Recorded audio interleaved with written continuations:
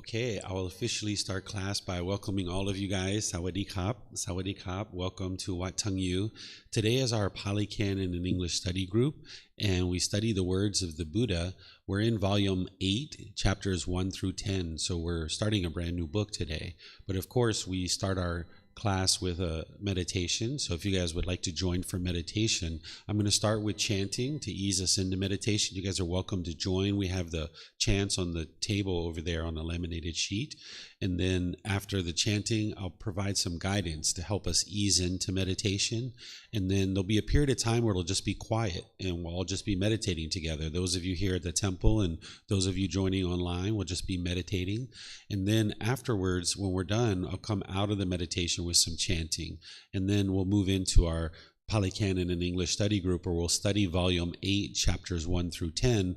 I typically ask for a student to volunteer to read either here at the temple or online. If you're online and you're in Zoom, you're able to read, and then we'll be able to hear you here at the temple and other places that we're live streaming as well. And then I'll share some teachings on that chapter and then open up to any questions that you guys have. So if you'd like to join for meditation, you might just make your lower body comfortable and your hands and arms nice and comfortable and relaxed. The Buddha put his right hand over his left with his thumbs together and put that in his lap.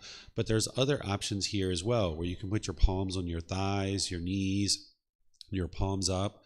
If you're sitting on the floor or on some cushions, you might just kind of lightly cross your legs. If you're in a chair, you might decide to put your feet flat on the floor or cross at the ankles. Your lower body and hands and arms should be nice and comfortable.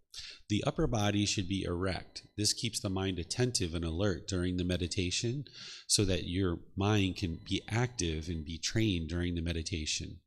As I mentioned, I'm going to do some chanting to ease us into meditation, and then afterwards I'll provide some guidance.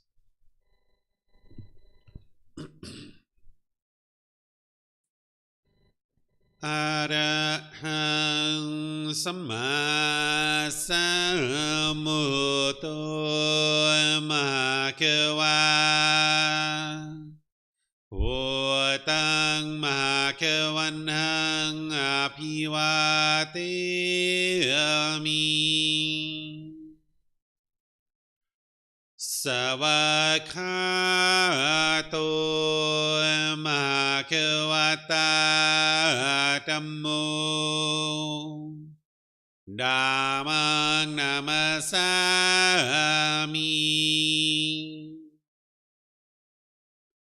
Supatipano Mahakavato Sāvaka Saṅkho Saṅghang Namami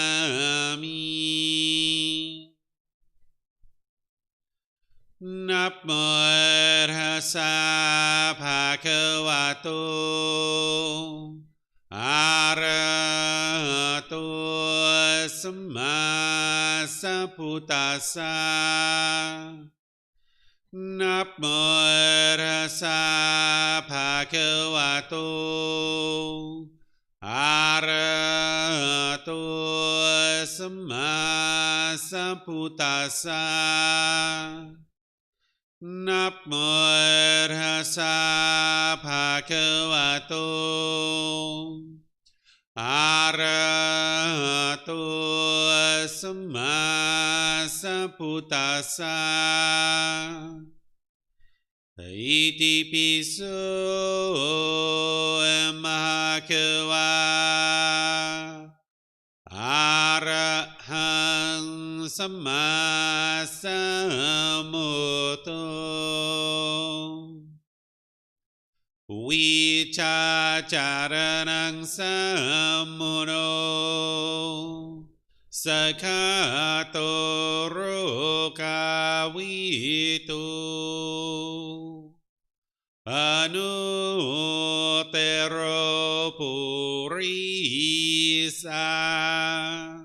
Dhamma Sati Satatawa Manusanam Bhutto Bhagavati.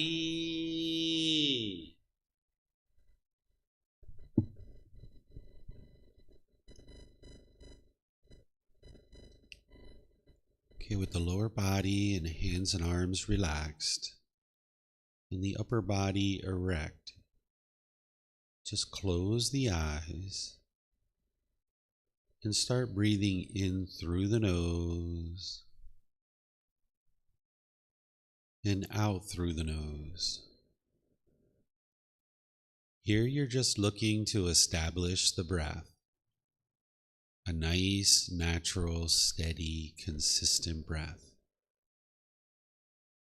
Not forced or controlled, just a gradual inhale through the nose, experiencing the full breath. And then whenever you're ready, exhale out through the nose. Breathing in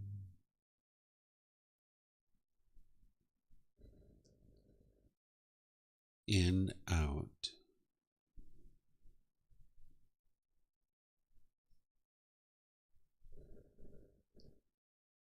Breathing in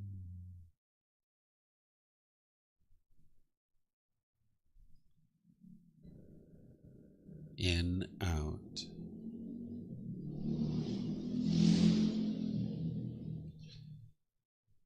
Your breath may not match up with the guidance that I'm providing, and that's okay.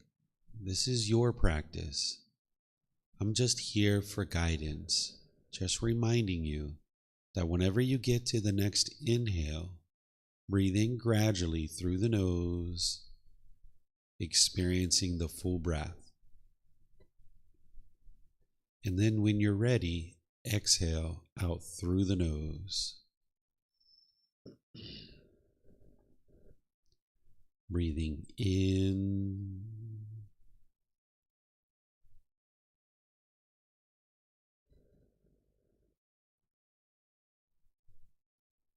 and out.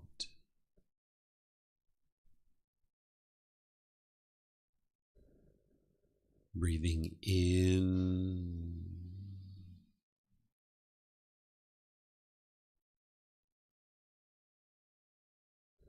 and out.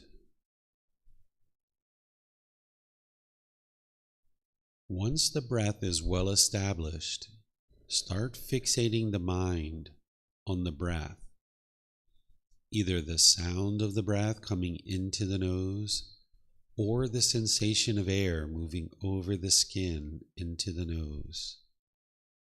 The breath is the present moment.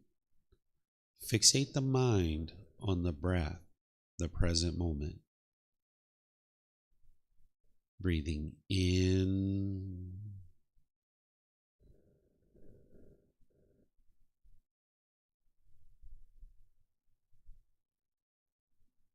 and out.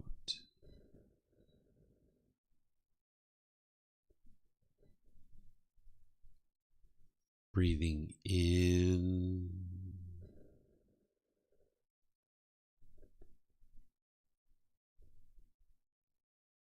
and out.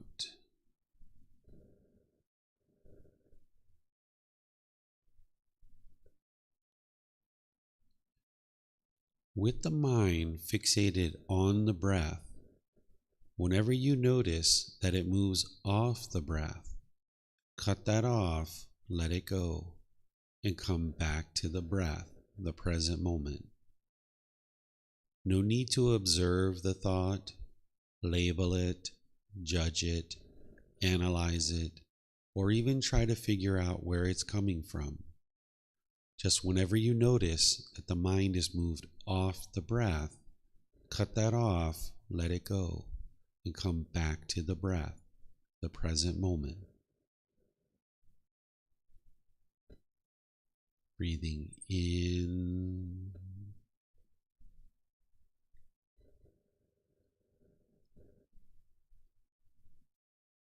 and out.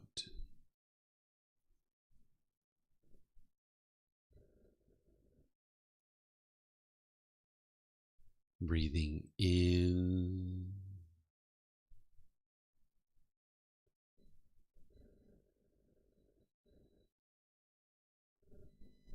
and out.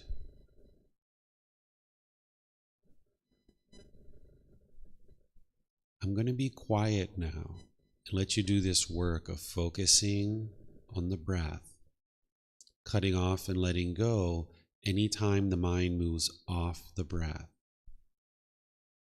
You have nowhere to go.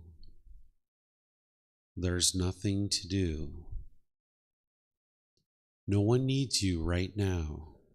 This is your time to focus on the breath. Breathing in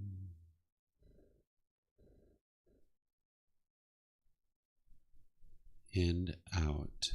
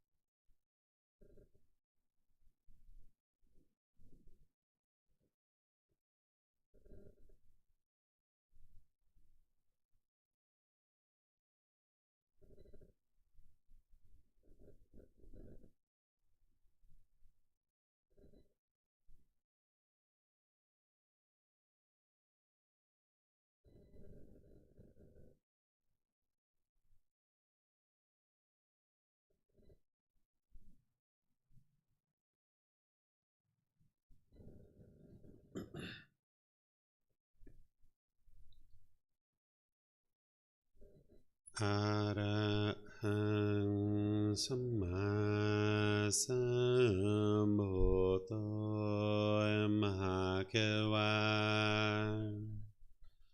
พุทธังมหาเกวันหังอภิวาเทมิสวากขาโตมหาเกวตาธัมโมธัมมังนามัสสามิสุปฏิปันโนมหาเกวโต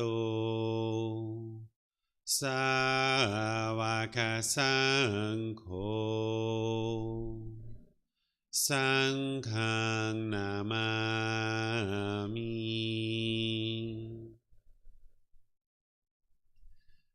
นะโมตัสสะภะคะวะโตอะระหะโตสัมมาสัมพุทธัสสะนะโมตัสสะภะคะวะโตอะระหะโตสัมมาสัมพุทธัสสะนะโมตัสสะภะคะวะโต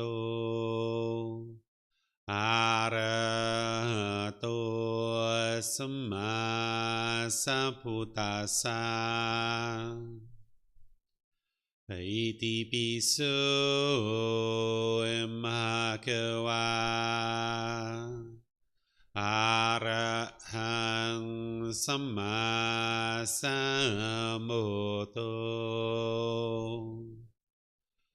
วิชาจารณังสัมมุโนสกขาโตโรกาวิตุ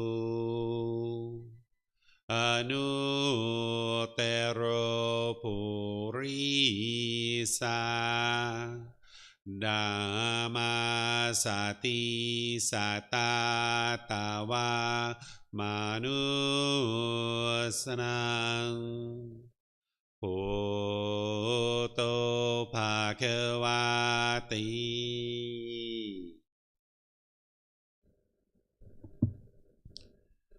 Okay, if you guys would like to slowly make your way out of meditation, I'd like to welcome all of you once again, including those of you guys that joined us since we started meditating. Welcome.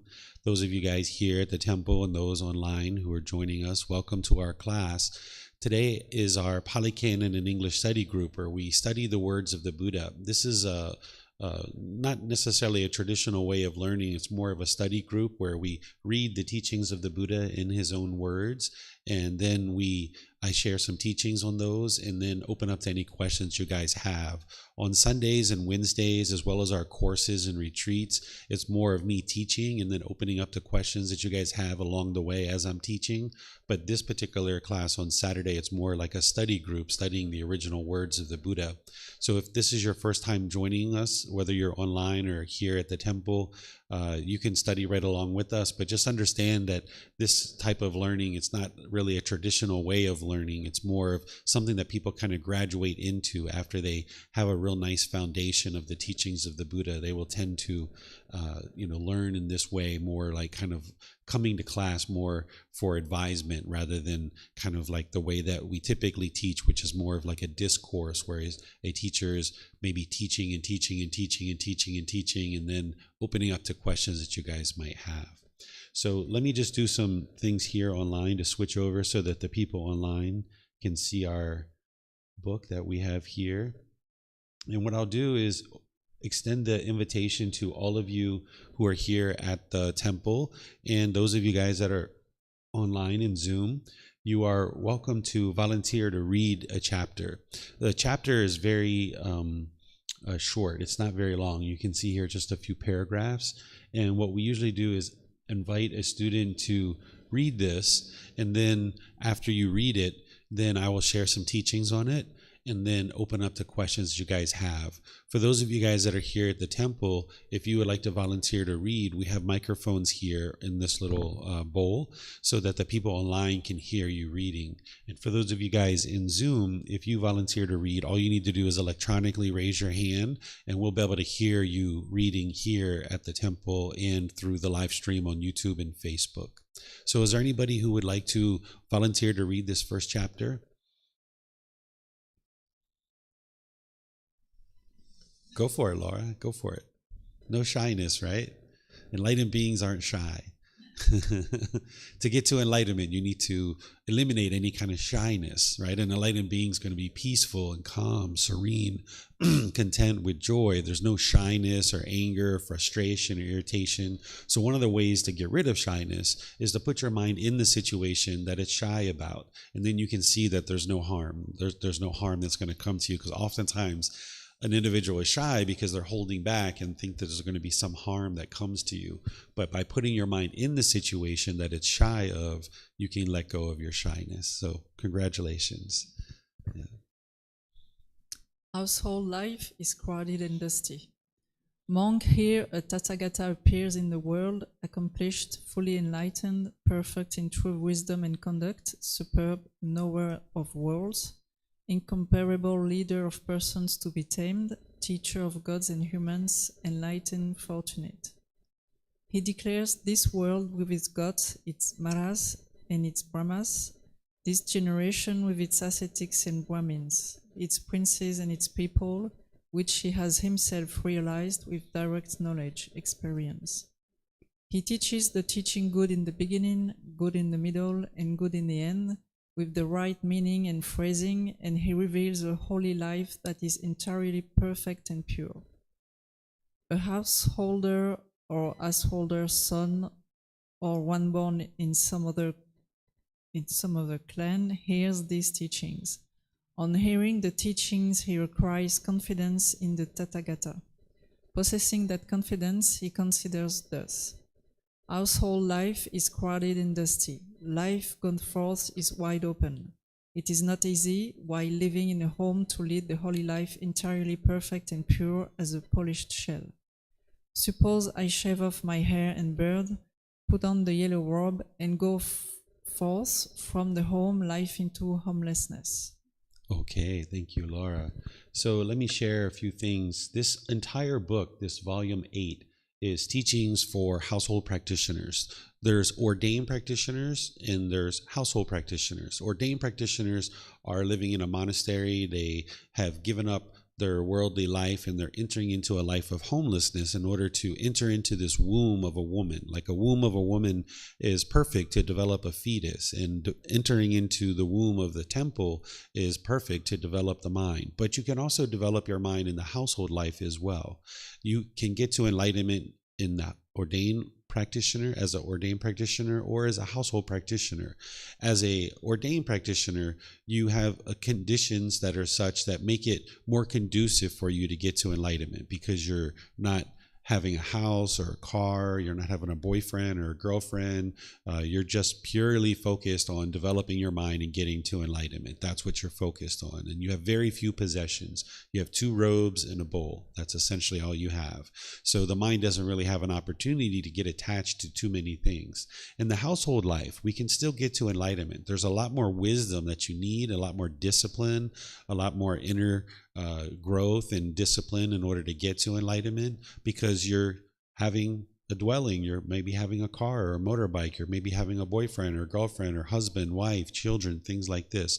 You can still get to enlightenment. It just requires more effort and more energy to really learn things like true love and how to practice love without attachment. So here, what the Buddha is describing, which a Buddha is a Tathagata. This word Tathagata here, this is referring to himself. What the word Tathagata means is it means one who has discovered the truth, or one who shares the truth. So a Buddha awakens to enlightenment, and then they start sharing their independently discovered teachings to help other people get to this enlightened mental state, where the mind is peaceful, calm, serene, content with joy. There's no longer any anger or sadness, frustration, guilt, shame, fear, boredom, loneliness, shyness, resentment, jealousy, even the slightest displeasure is eliminated from the enlightened mind. The enlightened mind doesn't even experience a bad mood any longer. You have focus, concentration, clarity of mind, deep memory. You can be polite, kind, friendly, and respectful to anybody and everybody in your life.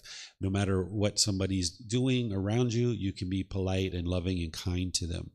This comes from training of the mind. So a Buddha awakens to this enlightened mental state and discovers the teachings of how to do that on their own without the help of any teachers or any guides. And then, having discovered that truth, they dedicate the rest of their life to sharing their teachings with others. And during their lifetime, countless people will get to enlightenment.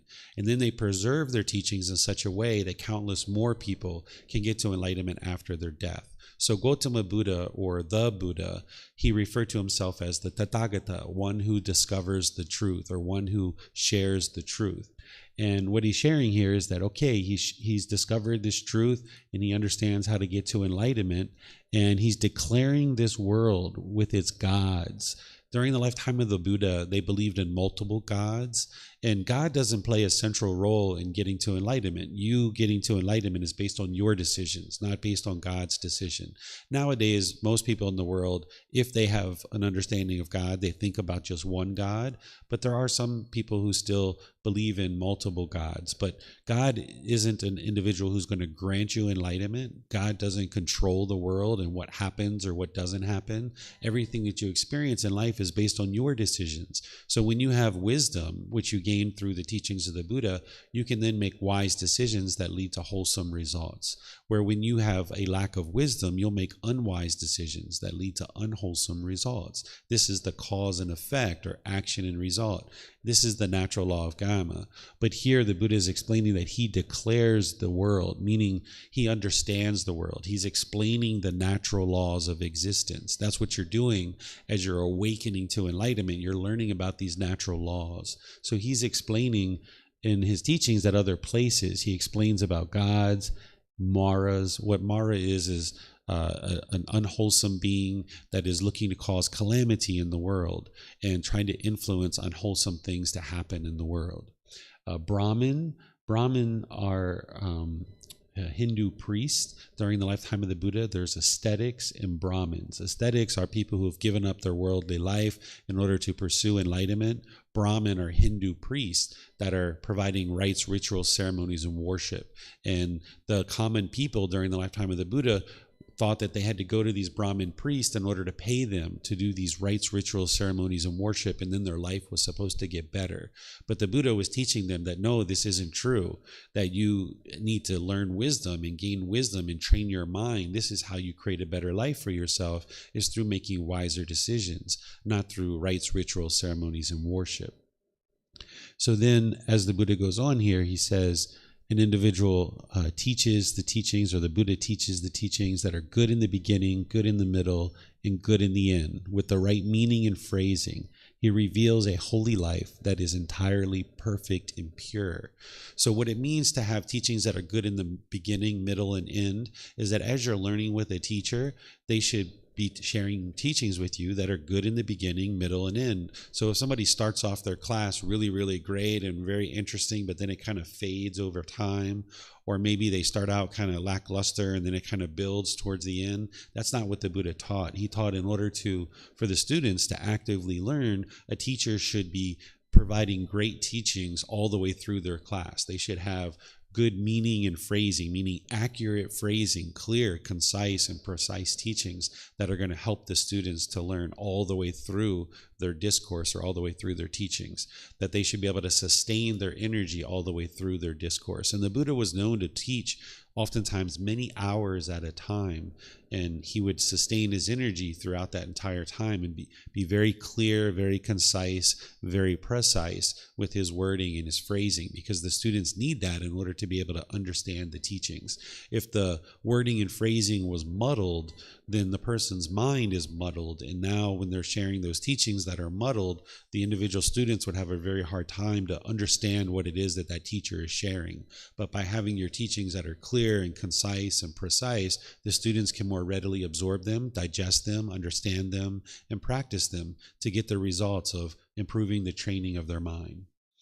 Then here the Buddha is talking about an individual learning the teachings from him, and as they hear his teachings, they gain this confidence in him because they can see that he's teaching very clear, very concise, and very precise, that people started gaining confidence in the Buddha. A Buddha doesn't go around and perform miracles in order to convince people who he is. He just starts teaching. And as he teaches, people can independently verify his teachings because they're not based on belief. So as you're learning his teachings, you're independently verifying them, and then you're practicing them. And then as your mind is transforming, you're eliminating the pollution out of your mind, and you see your mind becoming more peaceful and more joyful, you'll know that his teachings are leading exactly where he said they would, which is to enlightenment. And then this last part, this last paragraph is kind of what this whole entire discourse is about. As he's talking about household life is crowded and dusty. Life gone forth is wide open. What he's saying is if you ordain, your life is wide open, meaning you don't have a boyfriend, you don't have a girlfriend, you don't have a husband or wife. If you've had children up to that point, you let go and you just move on and you start training your mind to get to enlightenment. Not everybody needs to do that in order to get to enlightenment. But during the lifetime of the Buddha, in the household life, it was very crowded. What he's describing here is very challenging, very much a struggle, because nowadays we have such modern conveniences that if we would like some food, we can just walk down the street and we can have food in about 5 minutes or less. Where during the lifetime of the Buddha, they didn't have the ability to do this so readily and so easily. They had to plant food, they had to maintain the crops, they had to harvest the crops, they had to do all this work just to get water to come to their house. They had to travel to a certain place, fill up buckets, carry the buckets to their house, dump the water, go back and forth. So it might take them a whole day just to get water to their house for 3 days, and then maybe every 3 days they had to be carrying water back and forth. So there was an enormous amount of work in the household life just to sustain our life. Building houses, maintaining their land, creating clothing, shoes, all the different cooking and harvesting that they had to do. It was a big chore just to be able to sustain your life. So during the lifetime of the Buddha, it's understandable that he would see the household life as crowded and dusty, meaning very challenging to get to enlightenment in the household life. Nowadays, we've made such advancements to humanity in terms of our water systems, our electric systems, our appliances, being able to easily wash clothing and prepare food and things like this, that we have a lot more time available to us in the household life than they did during the lifetime of the Buddha. So our ability to get to enlightenment in the household life is significantly improved over the time that existed during the lifetime of the Buddha.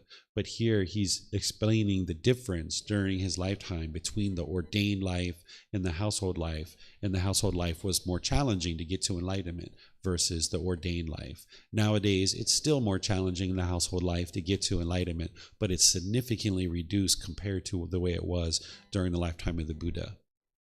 Do you guys have any questions on this chapter? If you're online, you can put those into Facebook, YouTube, or Zoom. If you're in Zoom, you can electronically raise your hand and ask any questions or follow-up questions directly.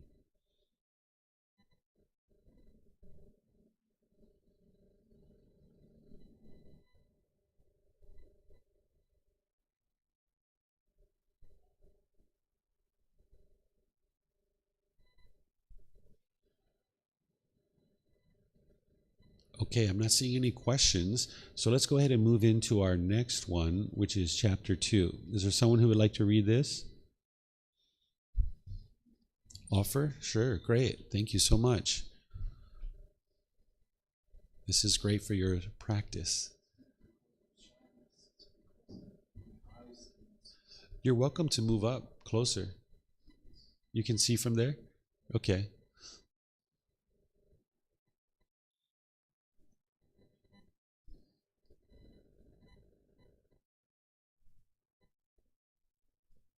Paying homage to 6 directions. Well, venerable sir, how should one pay homage, respect to the 6 direction according to the noble discipline? It would be good if the perfectly enlightened one were to teach me the proper way to pay homage to the 6 directions according to the Noble Discipline.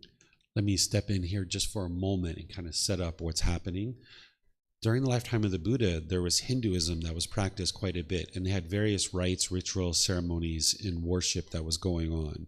And there was a certain rite or ritual or ceremony that they would do where they would pay respect to the 6 directions, and it would be this rite or ritual or ceremony or worship. And this individual who's practicing Hinduism is coming to the Buddha and saying, you know, can you teach me how to do what I've been doing in Hinduism, but let me learn how to do it in your teachings, and how would I pay respect in the 6 directions based on your teachings? Because the Buddha doesn't teach rites, rituals, ceremonies, and worship. He teaches to train the mind. So now what you're going to get is the Buddha teaching this individual how to essentially accomplish what they've been doing, which is paying respect to the 6 directions, which you guys are going to see what that is. And then now, how do you do that through the teachings of the Buddha? Young householder, it is by abandoning the 4 defilements of action, by not doing evil from the 4 causes, by not following the 6 ways of wasting one's substance, through avoiding these 14 evil ways. That's the noble disciple covers the 6 directions, and by such practice become a conqueror of both worlds, so that all will go well with him in this world and the next and the next. And at the breaking up of the body after death, he will go to a good destination, a heavenly world. What are 4 the defilements of action that are abandoned? Taking life is 1. Taking what is not given is 1. Sexual misconduct is 1. False speech is 1.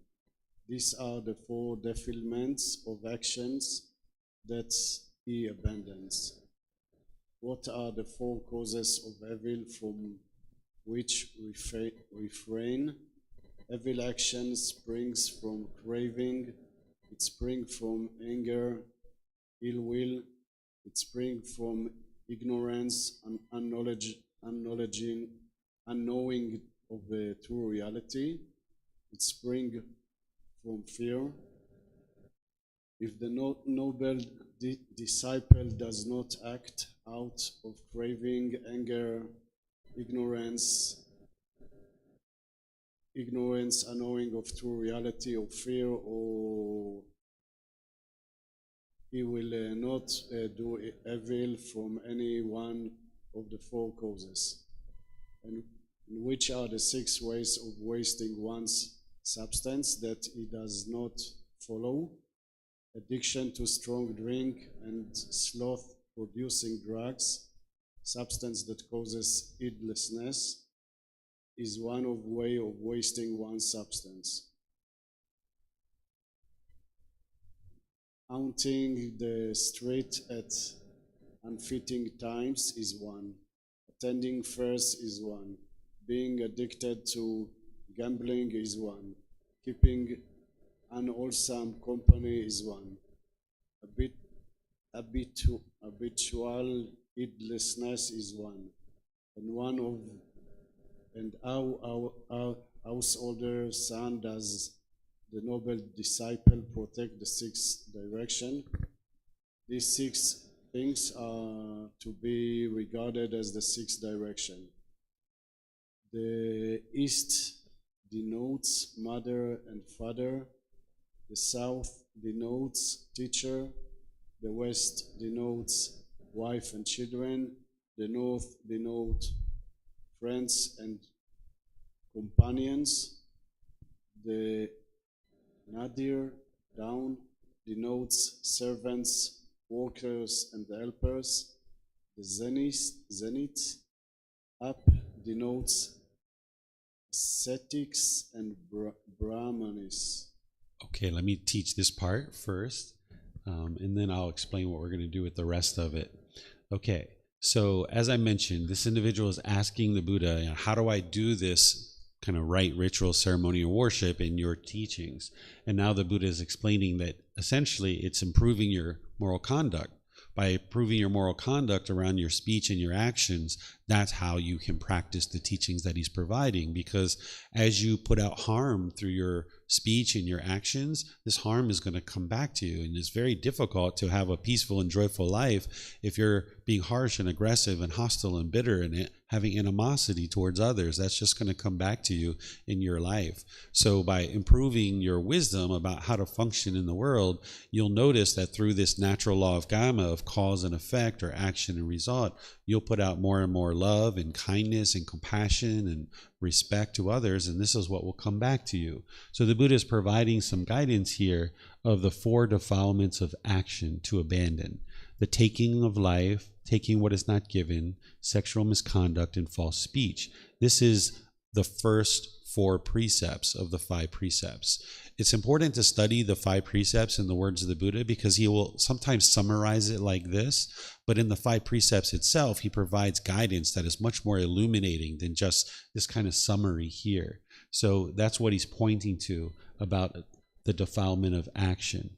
And then what are the 4 causes of evil from which to refrain?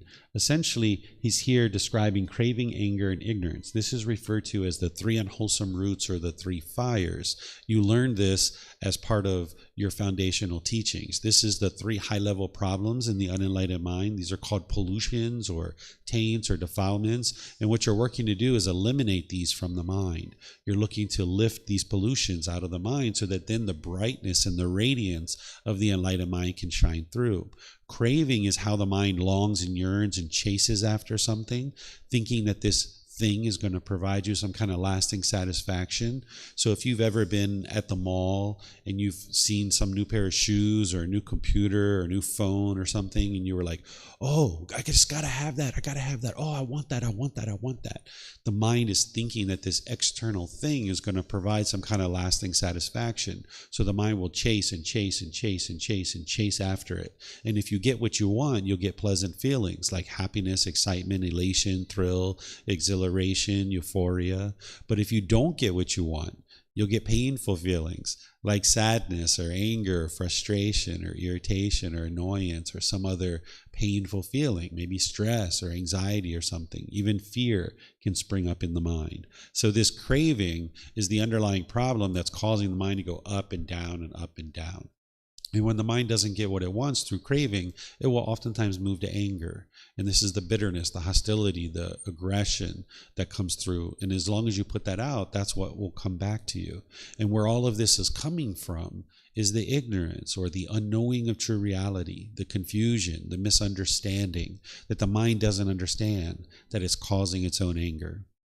We will oftentimes blame other people. When you get angry, you might blame other people, or you get frustrated, you might blame a certain situation. But your mind is actually causing this itself. And when you understand that the mind is causing it, which the Buddhist teachings will help you see more and more, then you can actually apply the solutions and you can eliminate the anger, the hostility, the bitterness, and now you can live harmoniously with all beings. You can have peace and joy in the mind that's permanent. You can permanently reside with peacefulness and joy in the mind. But you need to learn what it is that's causing the mind to be shaken up so that then you can apply the solutions and fix it. So here the Buddha is referring to craving, anger, and ignorance, which are the 3 poisons or the 3 unwholesome roots or the 3 fires, because then you learn as part of his teachings to implement the wholesome roots, which are generosity, loving kindness, and wisdom, which are the exact opposites here. So he's talking about that's what springs up the evil action.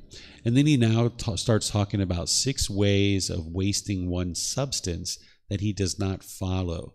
Wasting one's substance is like your vitality. What is going to allow you to be successful in the world. If you're wasting your substance, you're wasting your vitality, your ability to produce wholesome things in the world. So if we took substances that cause heedlessness, we're wasting our substance, we're wasting our vitality, because our mind becomes heedless, which means unattentive or unalert or unaware or unmindful.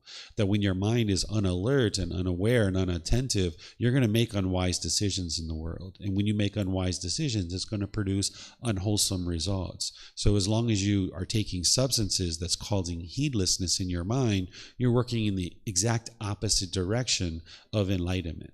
If you're walking towards enlightenment or towards the light, you would like to produce mindfulness or awareness in the mind. So if one is taking substances that cause heedlessness, they're polluting the mind, and now they're unable and incapable of having mindfulness or awareness of mind to purify the mind of the unwholesome qualities and eliminate those, and then cultivate the wholesome qualities in the mind.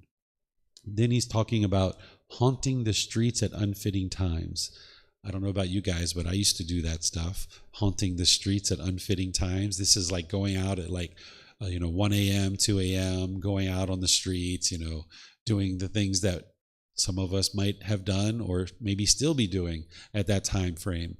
But if you're walking towards the light and you're interested in awakening the mind and doing wholesome things, a lot of places at that time, 1 a.m., 2 a.m., 3 a.m., there's unwholesome things that are going on in the world.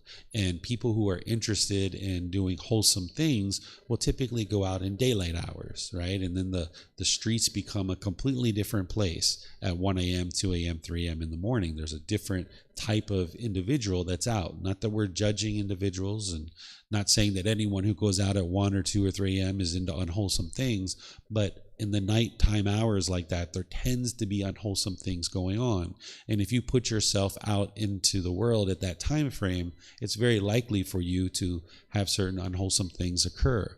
So if you're interested in walking towards the light and seeing improvement in your life, you might decide to go out during kind of times where more wholesome things are happening in the daylight hours. And this would be walking towards the light. Attending fairs is one.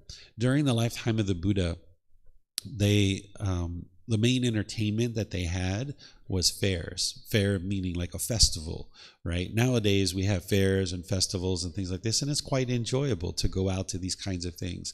But if you allowed your mind to get attached to it and you continue to be wondering and always constantly craving to go experience entertainment, then the mind is, what the Buddha is describing, is wasting one's substance, meaning that you're always indulged in entertainment rather than doing beneficial things to improve your life. So what we might say here is if you're on social media for 6 hours a day, every single day, you're wasting one's substance. Or if you're, indulging in binge watching TV, where you're watching TV for 12 hours a day, just constantly engrossed in entertainment, you're wasting your substance, because you could be spending some time reading books perhaps, or coming to the temple, or meditating, or learning some new skill or new job. Maybe you'd like to start a new business. Whereas if you indulge in things that are just for entertainment purposes only, then you're wasting your substance. You're wasting your ability to produce success in your life. So that's what he's talking about here. So if you go to a fair or a festival, go have fun. You spend a couple of hours. It's really nice. Go out with your family or friends. Enjoy yourself. But then also be sure you're living a balanced life where you're spending time to work on developing your mind, learning wisdom, and producing success for your life. Being addicted to gambling is one. So this is going to waste your substance, because if you're making an income and then you're gambling it away, then you're not going to have the basic necessities for you and your family to be able to survive, for food and water and clothing and shelter and medical care and things like this. So the Buddha taught that it would be unwise to gamble, because we're essentially wasting our income. And then keeping unwholesome company is one. This is based on the type of friends that you might have, or associates or companions. If you choose to associate with people who are into unwholesome things, your mind is going to tend to be influenced by that. So the Buddha taught to make wise decisions about who you choose to associate with. Again, you're not interested in judging people and looking down on them. But if you have, say, like, for example, if you have a friend from childhood that you guys have been friends for 20, 30 years, and your mind is just holding on to this relationship, perhaps they've gotten into selling drugs or something like this. And even though you know they're selling drugs, you continue to be their friend just because you've been friends for so long. Well, now you guys are in a car driving down the street together. The police pull you over. They have some drugs in their pocket and they slip it under your chair when they see the police have pulled you guys over for a speeding ticket, perhaps. And now when the police search your car, who's going to go to jail?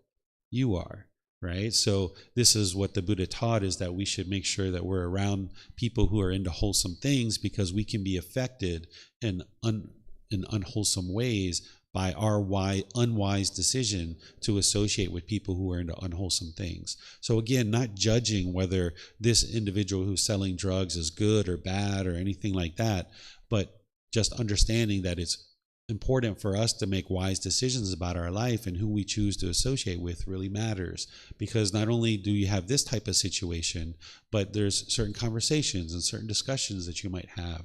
And if people are into unwholesome things, it can influence your mind in unwholesome ways. It still comes to your decisions. People can't force you to do anything specific. It's always up to your decisions. But your decision to associate with wholesome individuals will ensure that you're having conversations that are wholesome, and now you can be influenced in wholesome ways. This last one is habitual idleness is one. This is where you're complacent or dull or lethargic and not really putting forth effort and energy and ambition to improve your life. So habitual idleness would be like to continually sit around and not really do anything to improve your life. So the Buddha is saying these things are wasting your substance, meaning you're wasting your vitality and not being able to improve your life and making wise decisions to go forward in life and build success in your life. Now what he's getting into, which I'm not going to have you read all of these things off, because this is actually quite a long chapter, which he's now talking about the 6 directions. And what he's saying is the 6 directions: the east denotes mother and father, then the south is teachers, west is children, wife and children, north is friends and companions, the nadar, which is down, is servants, workers, and helpers, and then the zenith, which is up, is aesthetics and Brahman. So here he's going to basically teach you things that would be wise for you to practice. And when you practice these things with these people, then you will see your karma is such that these are the things that are going to return. You should never have any expectation of, if I do this, then I will get this. That's an expectation that's going to set you up to fail. But the Buddha is just teaching you about the natural law of karma, of cause and effect, or action and result, that if you treat your parents a certain way, or your teachers, or here he's talking to men, so he's saying wife and children, but if you're a woman who has a husband, you could think of this as husband and children as well, and then friends and companions, and then you can think about employees. Here he's talking about servants, workers, and helpers, and then aesthetics and Brahmins are people like teachers who are sharing the teachings that will help you to improve the condition of your mind based on the path to enlightenment. So he's explaining to you here in this chapter that if you, so this is for your parents, right? So if you have been supported by your parents, then you should support them. And then I will perform their duties for them, meaning like helping them around the house and helping them do the things that they need to do, like shopping and cleaning and things like this.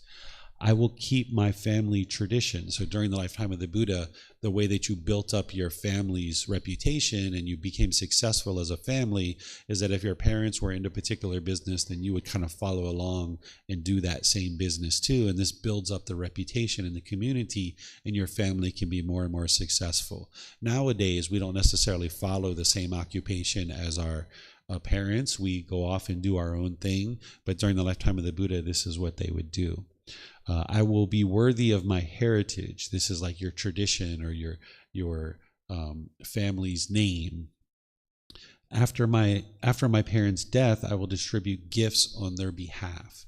The reason why the Buddha taught this is that oftentimes at the time of death, the mind can be grieving. And the only reason why it's grieving is because of craving, desire, attachment, that the mind is holding on. And one of the ways to train the mind to let go is, of course, breathing mindfulness meditation, but also practicing generosity as well, by you giving and sharing more than is expected at any given time, your effort, your energy, and your resources, without any expectation of anything in return. When you practice generosity of giving and sharing, it trains your mind to let go. So this can actually help you at the time of death of a parent, that if you practice generosity and you give out gifts to your other relatives and your friends on your parents' behalf, it can help your mind to not grieve, because you're kind of sending your parents off into their death with you providing gifts to other people, and it helps your mind to let go and not hold on to be grieving the way that oftentimes a mind grieves during the time of a death. It's not love that's causing the grief at the time of death.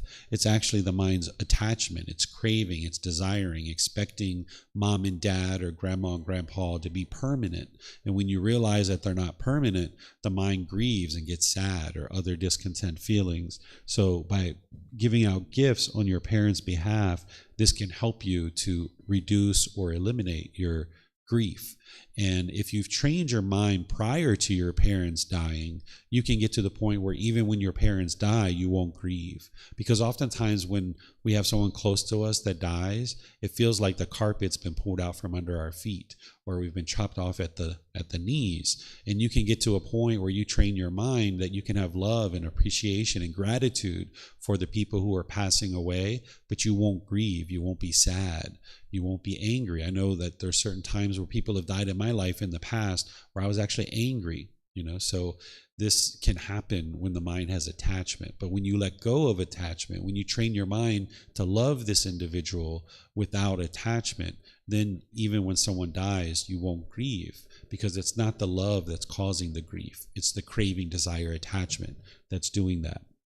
So now what the Buddha is saying, after that, after having practiced those things, then this is what the parents will do for their children. They will restrain them from evil, support him in doing good, teach him some skill, find him a suitable wife or a life partner. This was something that happened during the lifetime of the Buddha, is they would help, parents would help their children to find a partner, and then in due time, hand over his inheritance to him. What they would do during the lifetime of the Buddha is the parents would give you your inheritance before they died, because they didn't have, like bank accounts like we have and stuff like that. It was just kind of money, stored away somewhere. So you had to physically give it to your children before you actually died. And then they would use that money in some cases to take care of you as you aged, as you got into your elder years. So this whole entire discourse essentially goes through the same process. I'm not going to read all of them, but if you decide to read this in volume 8, chapter 2, the Buddha is providing you things like, for a teacher, rise and greet them, wait on them, being attentive, serving them, mastering the skills they teach, and then, okay, this is what your teacher will do for you, having done those things. The teacher will give you thorough instruction, make sure they have learned what they should have duly learned, give them a thorough grounding in all skills, recommend them to their friends and colleagues, and provide them security in all directions. So you can read all of this, and it's quite interesting because you can see here where the Buddha is actually teaching men to honor and respect their wife. Sometimes people think that the Buddha taught people to that women were less of an individual, because 2,500 years ago, people assume that they looked at men as being higher and women as being lower. But this isn't the case. Remember, the Buddha is a fully perfectly enlightened Buddha. He understands that all people are equal. He's going to respect women just as much as he respects men. So here he's teaching men how to respect their wife and how to take care of their wife in a very wholesome way. So you can dispel all of the false truths where people are saying that in some cases that the Buddha was degrading to women. this is just what people are saying from person to person to person. But if you look at his teachings, he never degrades women anywhere. He always is teaching people to be polite and friendly and respectful to everybody, whether they're a man or a woman or what have you. And this is a perfect example of that, where he's talking about to a man, he's talking to a man to honor his wife, to not disparage her, to be faithful to her, to give her authority, which is decision making in the household, to be able to make decisions in the household, and then providing her adornments, which would be gifts, right? A partner, if you have a partner, of course, they enjoy receiving gifts. So then he's providing guidance to a wife of how to conduct herself in ways that would allow the household to be successful. So again, I'm not going to go through all of these, but you guys surely can, as you would like to learn the teachings of the Buddha. You have the reference here back to the original Pali Canon, which will help you to see the original source text. And then you've got words from me that are helping you to be able to understand each of these in detail, because I don't always have time in the classes to teach every single detail of a particular chapter. So let me see what questions you guys might have on this. You can put those into Facebook, YouTube, or Zoom, or here in the temple, you guys are welcome to let me know if you have questions.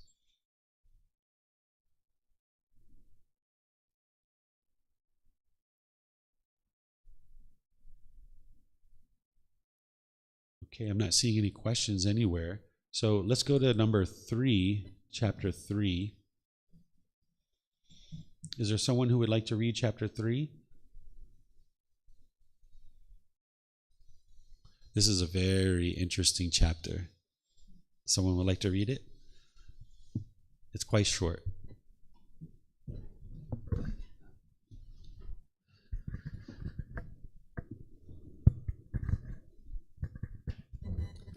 Repaying one's mother and father. Monks, there are two persons that cannot easily be repaid. What two? One's mother and father. Even if one should carry about one's mother on one shoulder and one's father on the other, and while doing so should have a lifespan of 100 years, live for 100 years, and if one should attend to them by anointing them with balms, by massaging, bathing, and rubbing their limbs, and they even void their urine and excrement there, one still would not have done enough for one's parents, nor would one have repaid them. Even if one were to establish one's parents as the supreme lords of and rulers over this great earth abounding in the 7 treasures, one still would not have done enough for one's parents, nor would one have repaid them. For what reason? Parents are of great help to their children. They bring them up, feed them, and show them the world.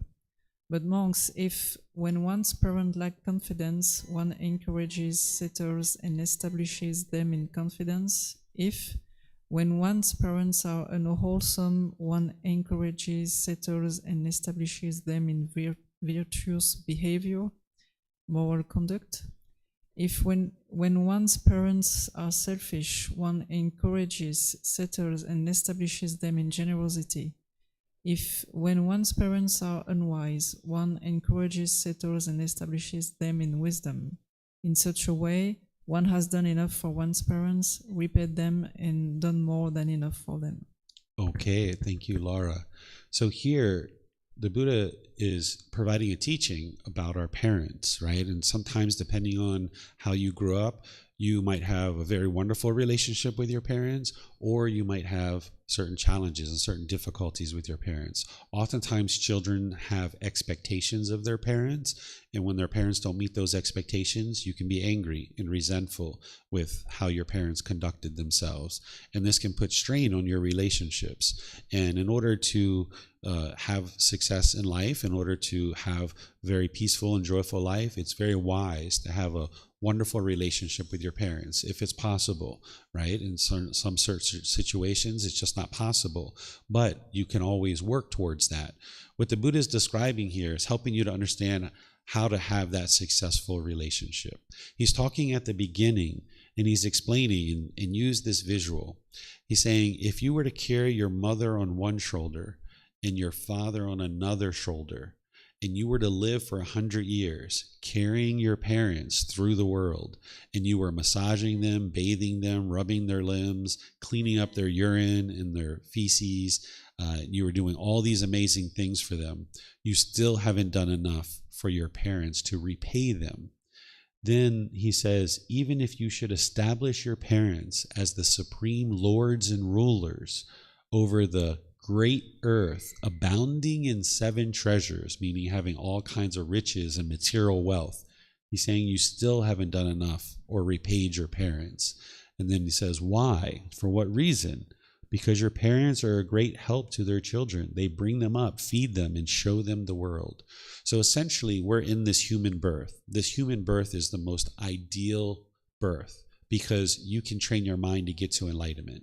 When we were in previous births, like in the animal realm, for example, we couldn't get to enlightenment. So by coming into this world, our mom had to go through 9 months of excruciating pain in some cases, especially at labor, in order to deliver us and carry us and eat and all the things that our parents went through in order to deliver us into this world.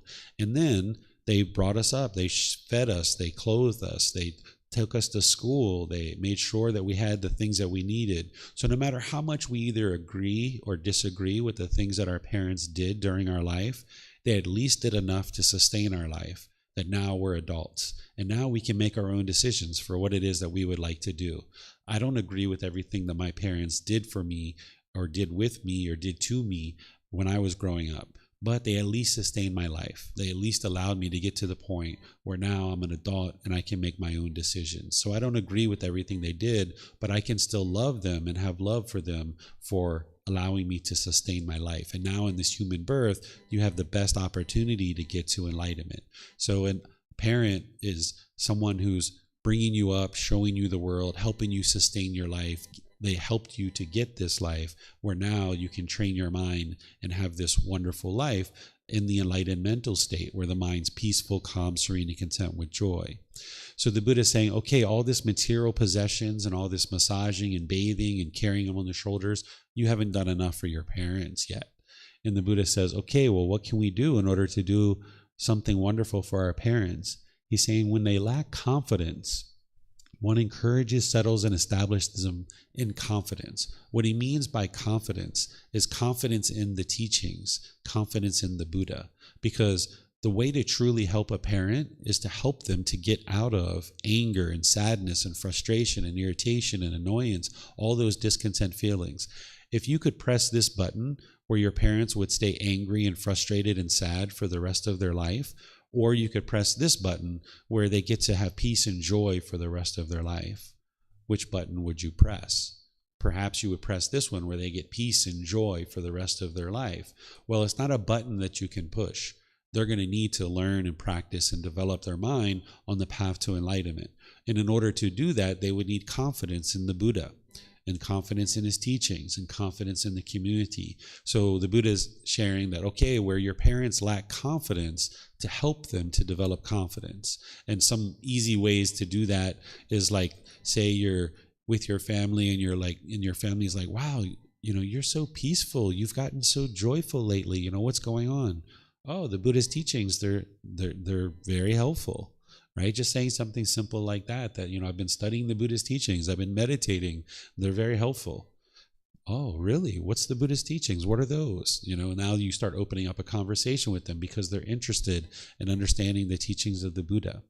And then the next thing he's sharing here, he says, if when one's parents are unwholesome, one encourages, settles, and establishes them in virtuous behavior or moral conduct. Oftentimes we gain wisdom about virtuous behavior more so than what our parents have. I know growing up, like my grandparents, I spent a lot of time with them, but they grew up in a very different time frame than I grew up in. They grew up in a time frame when people with one color of skin ate in one place and people with a different color of skin ate in another place, and they went to different schools and drank out of different water fountains and things like this. And every once in a while, as I was growing up, I would hear things from my grandparents about this in kind of like negative derogatory talk about somebody with a certain color of skin. And I would kind of politely help them to see that that was unwise, that it doesn't matter what color our skin is, we're all human and we can love everybody. And slowly but surely, my grandparents understood that, and they started to be more virtuous and more loving and more kind of all people. But growing up in a certain time frame, my grandfather, he fought in World War II, and he was in the war where he was killing Asian people and Japanese people. So when I was growing up and I was starting to have a lot of friends that were Asian, he had a lot of problems with that. And I had to help him and help him see that, there's no harm in being friendly with Asian people. And these are things that you can do when you see your parents struggling with certain unwholesome qualities. You can help them to be able to learn that this more virtuous behavior, this better moral conduct. And that's what the Buddha is suggesting. But you need to be able to do that in a very humble way, right? Because oftentimes your parents or your grandparents, they see you as a child and not somebody that they're interested to learn with. So you need to find very humble ways to be able to help your parents. And the Buddha says this is something that we can do to pay back our parents, is help them improve their moral conduct. Then he talks about if when one's parents are selfish, one encourages, settles, and establishes them in generosity. So selfishness is due to craving, desire, attachment. If the mind has longing and yearning, which all unenlightened minds are going to have, then the mind can oftentimes be very selfish and holding on to things very tightly. So we can encourage our family to be more generous and giving and sharing. And this is a way to help them to eliminate craving, desire, attachment. If when one's parents are unwise, one encourages, settles, and establishes them in wisdom.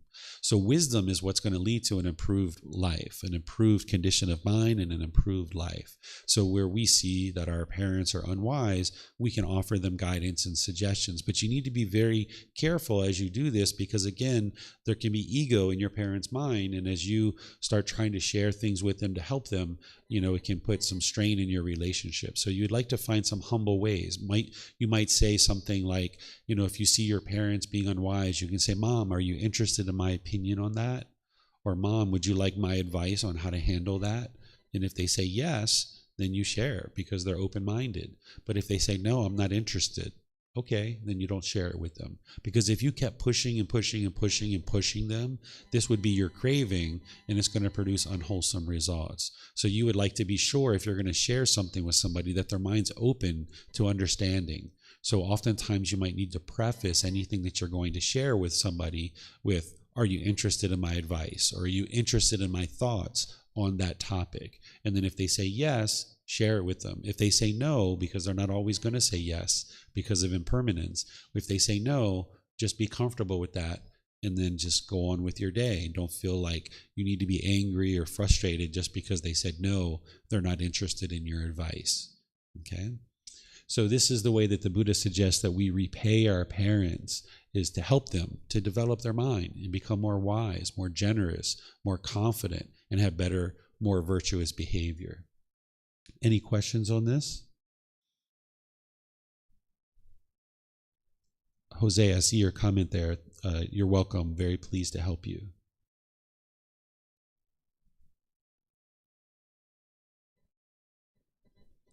Okay, so let's move to the 4th chapter. Is there someone who would like to read this? 3 difficulties that separate mother and son.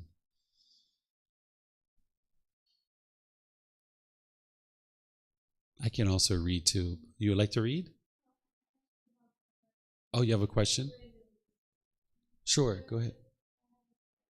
Can you use the microphone so that people can hear you? Yeah.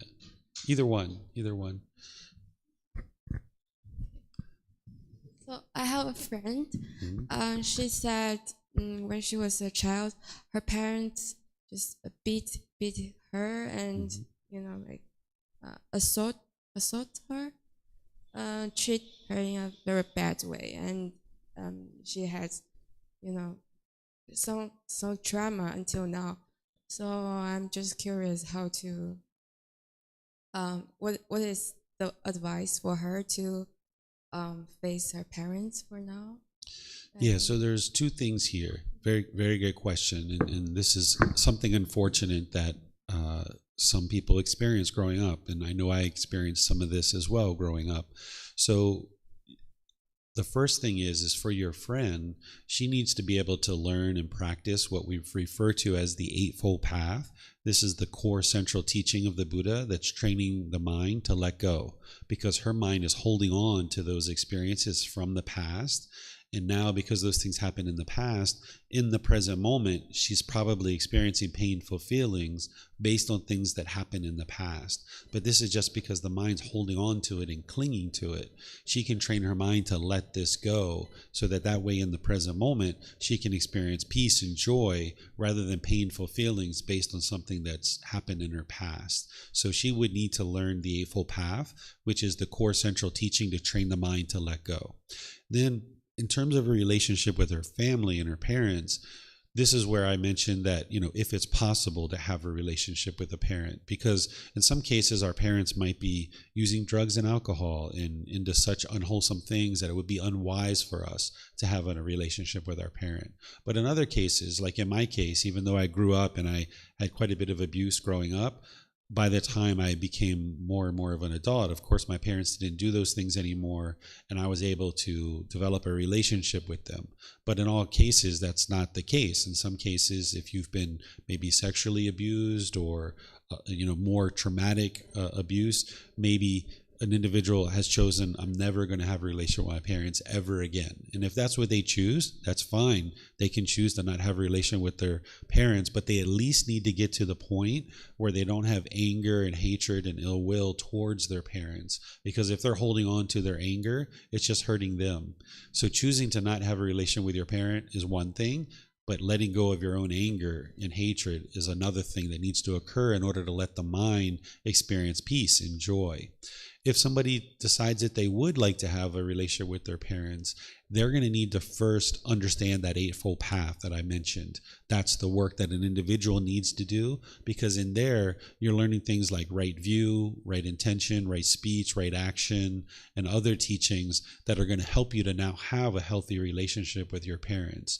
Oftentimes in the unenlightened state, when these pollutions of mind are there, that craving, anger, and ignorance, an individual really struggles with how to have a successful relationship, not just with a parent, but even with like a life partner, like a boyfriend or girlfriend or neighbors. People can oftentimes struggle with how to have relationships. So the Buddha is providing you guidance about how to train your mind and how to also practice in a way that you can have a loving and caring and warm relationship. So if people have had difficulties with their parents in the past and they have a difficult relationship, just because you started learning the teachings perhaps in maybe one day or 1 week, it doesn't mean you're going to immediately be able to have a healthy relationship with your parents. An individual needs to first do the work on their own mind to improve their own practice and train their own mind, so that now they have the wisdom and the ability to now reconnect with their parents and have a successful relationship. So it starts with an individual doing the work on their own mind themselves before they would choose to then have a relationship with their parents. So if your friend would like to come to the temple or learn online or learn with the books or even have personal guidance, oftentimes students learn with me one-on-one because they have certain struggles and they need like really specific guidance based on what it is that they're encountering. Your friend can come and learn, but these are some of the things that she would or he would need to learn, whether it's the Eightfold Path and starting with that, and then understanding how to develop a healthier relationship with their parents if they choose. And not everybody's going to choose to have a relationship after having been in an abusive situation. Okay, you're welcome. All right, is there someone who would like to read chapter 4?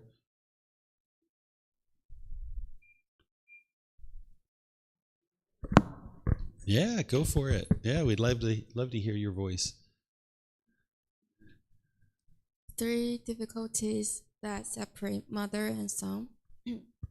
Monks, the uninstructed worldling speaks of these 3 difficulties that separate mother and son.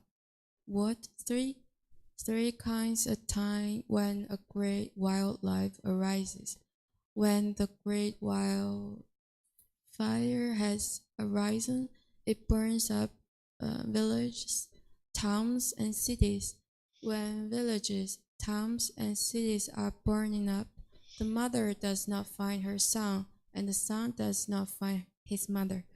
This is the first difficulties that separate mother and son, of which the uninstructed worldling speaks. Again, there comes a time when a great rain could arise. When the great rain could has arisen, a great landslide takes place. When the great landslide takes place, villages, towns, and cities are swept away. When villages, towns, and cities are being swept away, the mother does not find her son, and the son does not find his mother. This is the second difficulties that separate mother and son, of which the uninstructed worldling speaks. Again, there comes the time of a dangerous windstorm in the wilderness, when the people of the countryside mounted on their vehicles, flee or all sides. When there's a dangerous wildstorm in the wilderness, and the people of countryside mounted, the mother does not find her son, and the son does not find his mother. This is the third difficulties that separate mother and son, of which the uninstructed worldling speaks. These are the three difficulties that separate mother and son, of which the uninstructed worldling speaks. There are amongst these three difficulties when mother and son reconnect that the uninstructed worldling speaks of as difficulties that separate mother and son. What three? There comes a time when a great wildlife arises, when a great rain cloud arises, and there comes a time of a dangerous windstorm in the wilderness. There's sometimes an occasion when the mother finds her son and the son finds his mother. There are three difficulties when mother and son reconnect that the uninstructed words and speaks of difficulties that separate mother and son. There are amongst these three difficulties that separate mother and son. What three? The difficulty of old age, difficulty of illness, and the difficulty of death. When the son is growing old, the mother cannot fulfill her wish. Let me grow old, but may my son not grow old.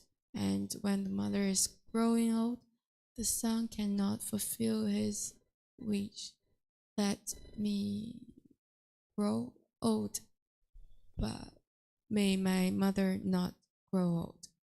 When the son has fallen ill, the mother cannot fulfill the wish. Let me feel ill, but may my son not fall ill. And when the mother has fallen ill, the son cannot fulfill his wish. Let me fall ill, but may my mother not fall ill. When the son is dying, the mother cannot fulfill her wish. Let me die, but may my son not die. And when the mother is dying, the son cannot fulfill his wish. Let me die, but may my mother not die. These are the three difficulties that separate mother and son. There's a path, monks. There's a way that leads to the abandoning and overcoming of these three difficulties.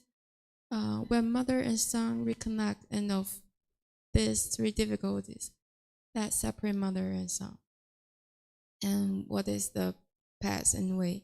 It is just this noble eightfold path. That is right view, right intention, right speech, right action, right livelihood, right effort, right mindfulness, right and right concentration. This is the path and way that leads to the abounding and overcoming of these three difficulties. When mother and son reconnect, and of these three difficulties that separate mother and son. All right. Thank you so much, ma'am. I appreciate that. So here, the Buddha is honing in on this relationship between a mother and son, right? Because it's very easy for mother to get attached to son and son to get attached to mother. And likewise, father attached to daughter and daughter attached to father, but also mother to daughter and father to son. These are attachments that oftentimes get formed in the mind where the mind's holding on. This is where your parents might be putting expectations on you, wanting you to be a certain way.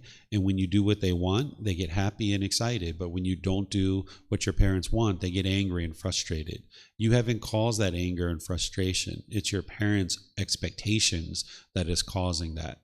And likewise, a child can be attached to their parent and having certain expectations and wants and longing, yearning, craving, attachment for their parents to be a certain way. And then when their parents are a certain way and they're doing what the child wants, the child can get happy and excited, those pleasant feelings. But when the parent doesn't do what the child wants, then the child can get very angry and frustrated or sad with their parents.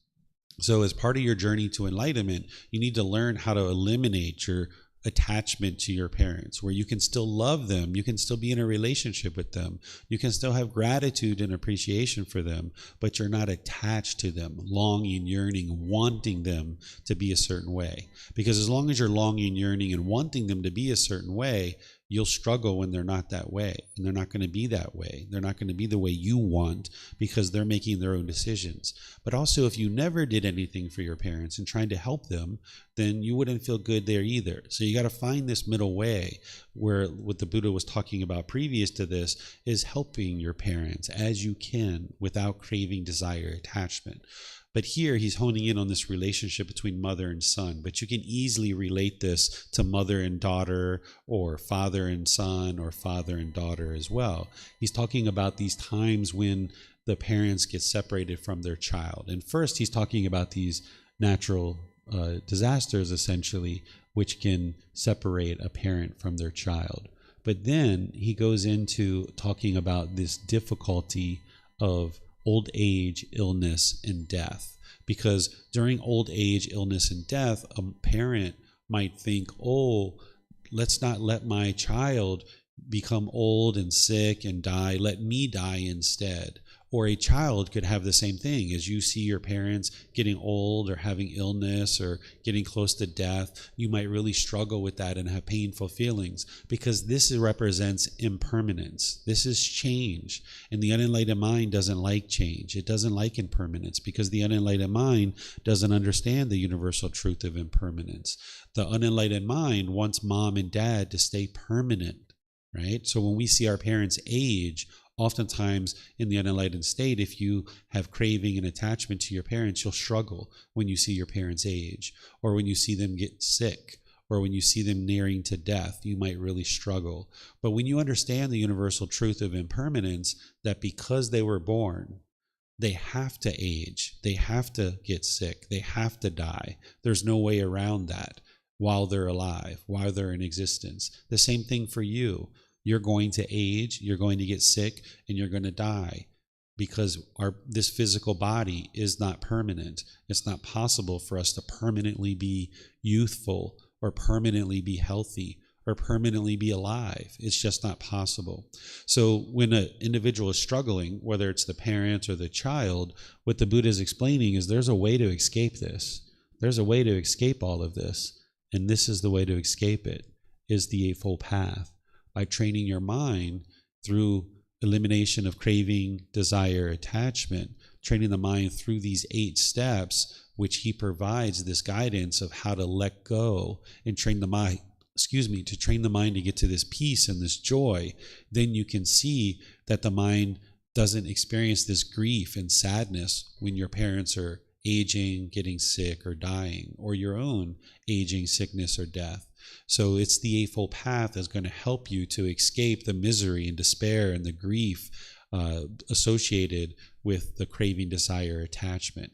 And it's also going to help an individual escape the cycle of rebirth, where there's no longer birth, then there is no longer aging, sickness, and death. As long as there's birth, there's going to be aging, sickness, and death. So the Eightfold Path is the way to escape the misery and despair and the grief, but it's also the way to escape the cycle of rebirth, so we're not continuously reborn over and over and over again. And that's what he's explaining here, that the Eightfold Path is the way to overcome these three difficulties. Questions? You can put that into Facebook, YouTube, or Zoom, or here in the temple. If you guys have questions, you're welcome to let me know.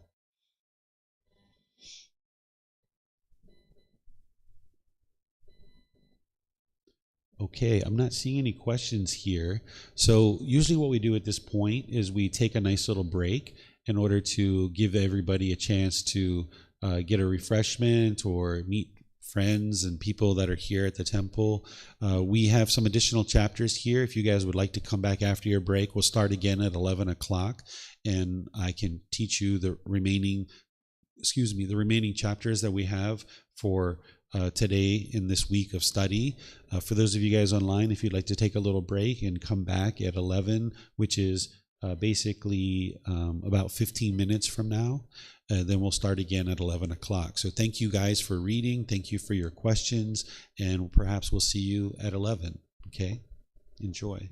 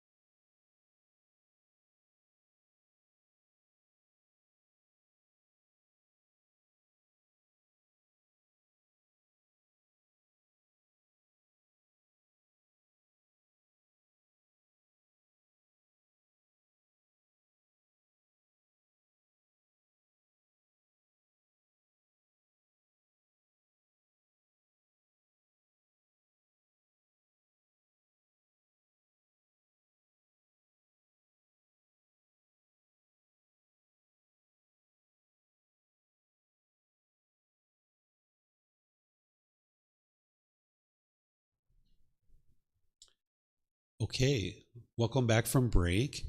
So we'll just continue to go forward, starting here with chapter 5. Is there someone here that would like to read this? Yeah, go ahead, Laura.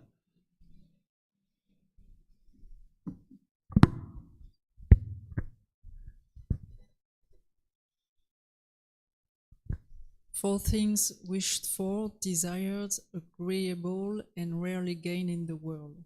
As holder, there are these four things that are wished for, desired, agreeable, and rarely gained in the world. What for? One thinks, may wealth come to me righteously. This is the first thing in the world that is wished for, desired, agreeable, and rarely gained in the world.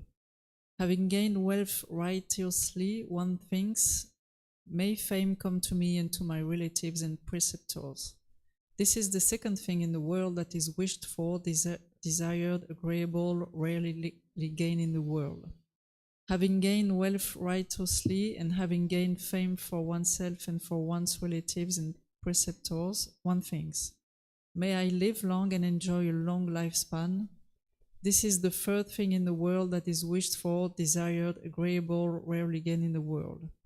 Having gained wealth righteously, having gained fame for oneself and for one's relatives and preceptors, living long and enjoying a long lifespan, one thinks, with the breakup of the body after death, may I be reborn in a good destination in a heavenly world.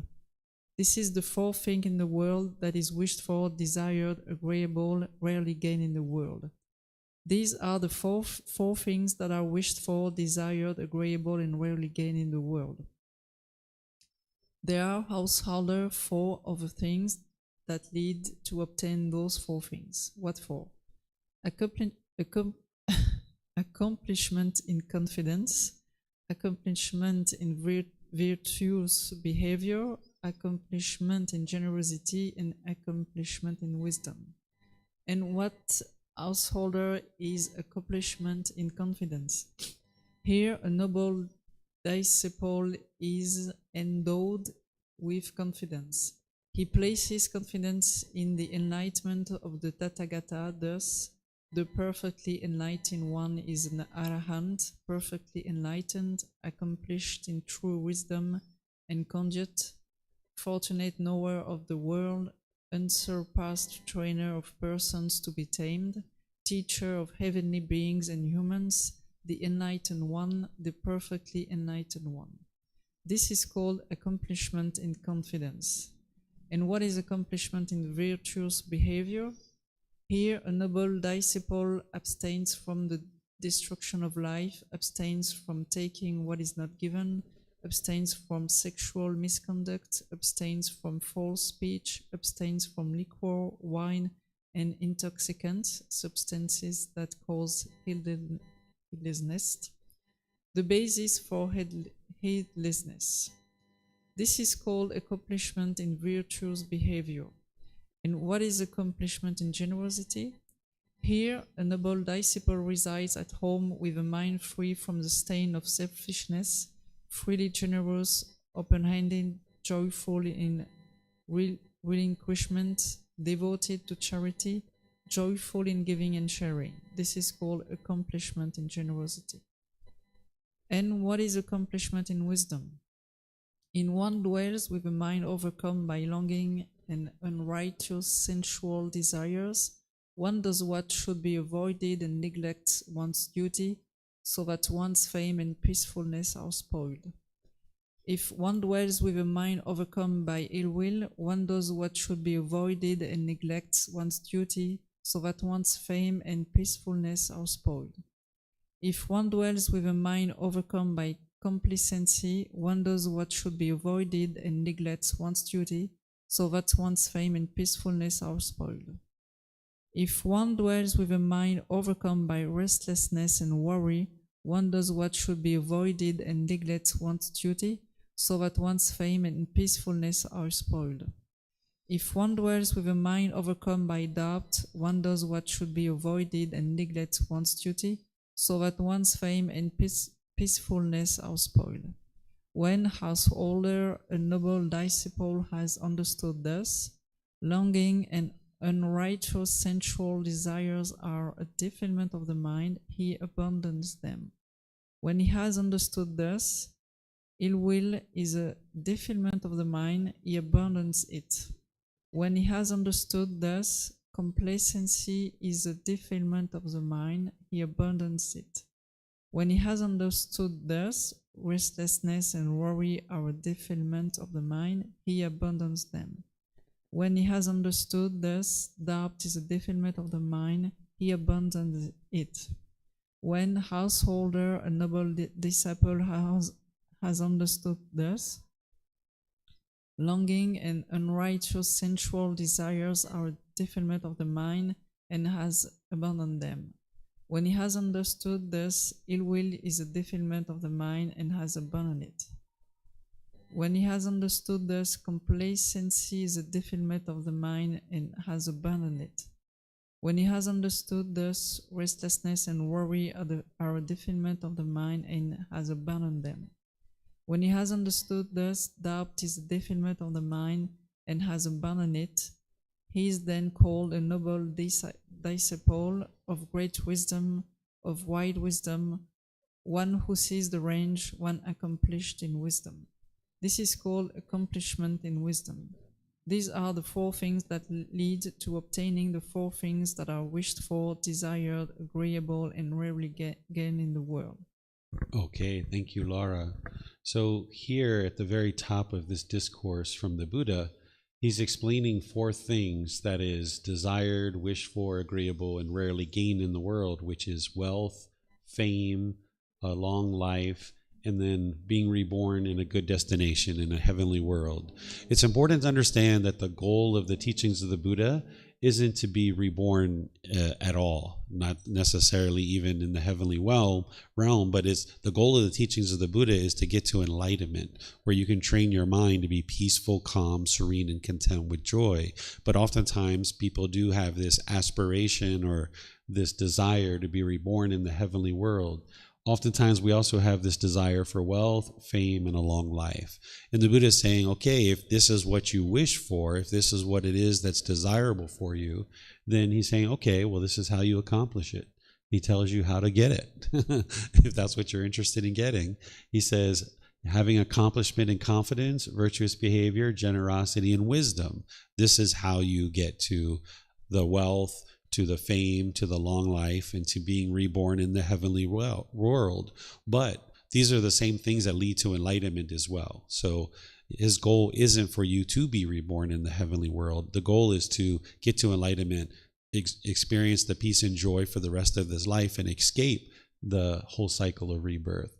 So here he goes into details of how to practice confidence. And we just talked about this in a previous chapter, which is what confidence is confidence in the Buddha, confidence in his teachings, confidence in the community, that you understand that you build this confidence, that your confidence is going to lead, and then is going to lead to you being interested to investigate and examine the teachings. And if you investigate and examine his teachings close enough, and you reflect on them to independently verify them, and then you practice them, you'll see the truth that the condition of the mind is gradually improving.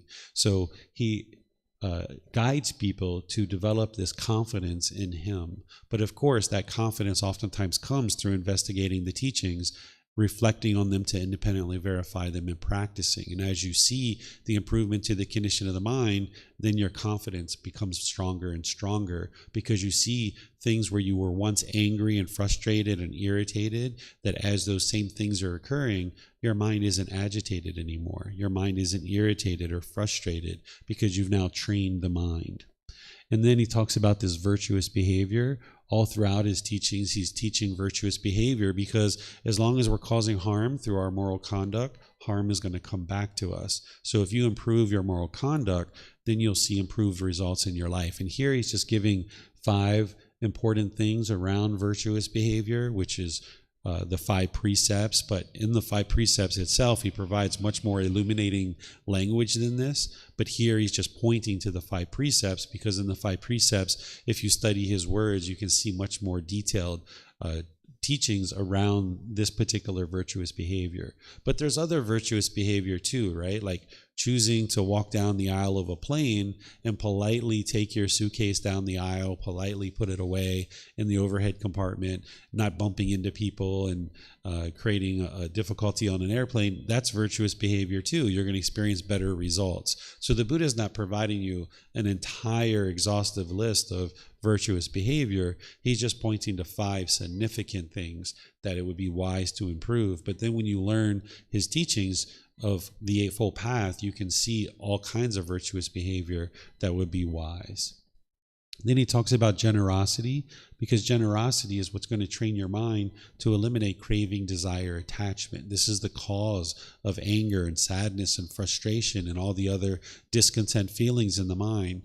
When there's craving and desire in the mind, it oftentimes becomes very selfish, and a person holds on to things very tightly. So you're going to need to practice a certain amount of generosity in order to move the mind to this enlightened mental state, where you're sharing your time, your effort, your energy, your resources, more than is strictly required in any given situation, without any expectation of anything in return. But remember, you even need to practice generosity from the middle way.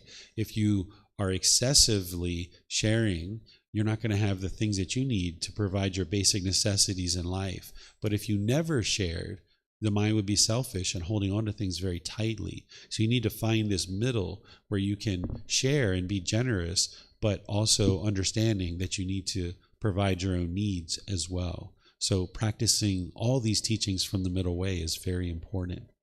And then the last one he's talking about here is wisdom, which everything on the teachings or the path to enlightenment based on the teachings of the Buddha is related to practicing wisdom. And that's why when students first learn with me, I teach them to not believe anything that I teach, and don't believe the teachings of the Buddha. Belief isn't going to get you to enlightenment.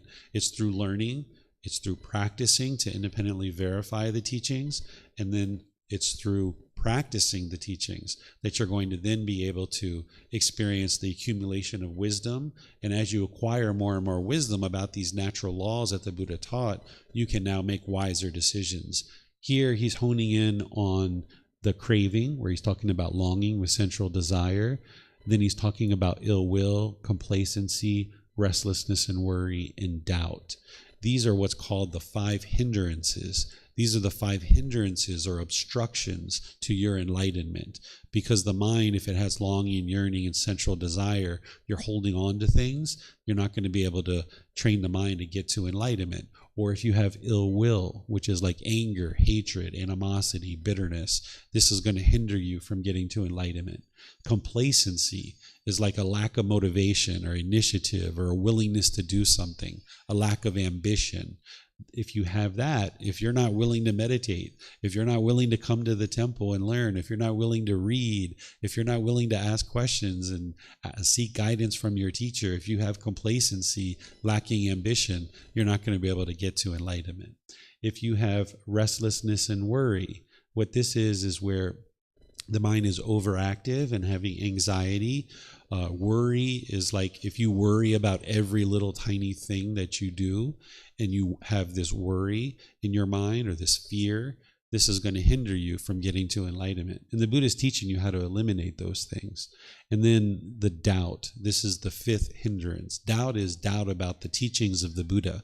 When somebody first comes to the path to enlightenment, they usually do have doubt. This is pretty common. And you can actually harness that doubt. And the way that you harness it is you allow your mind to become inquisitive. You say, you know what? Yeah, I do have doubt. I doubt whether the Buddha existed, perhaps. You might doubt whether his teachings truly lead to enlightenment or not.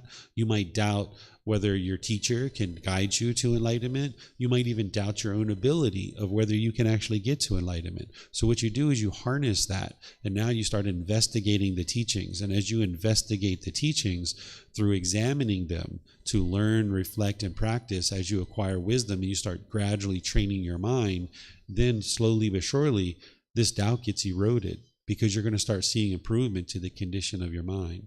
If you deeply investigate the teachings of the Buddha lead exactly where he said they do, to this peace and this joy.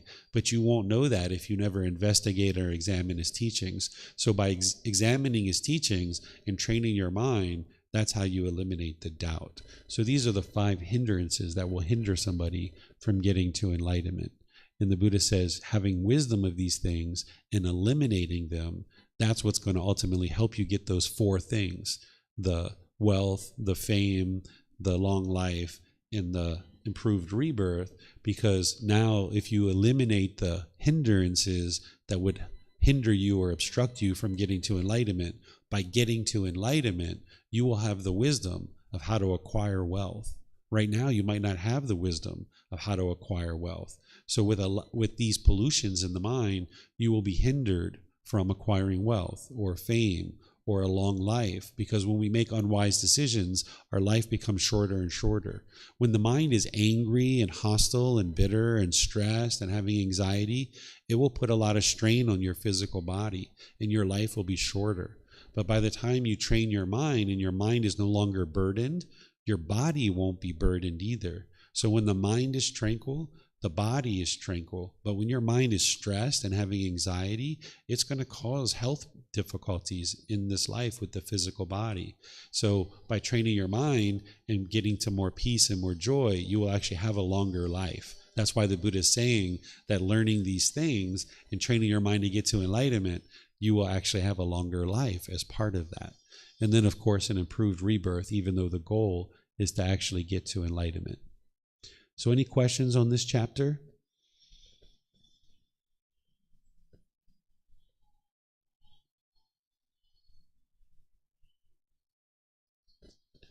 Okay, I'm not seeing any questions online, and I'm not seeing any questions here either. So let's move to the next chapter.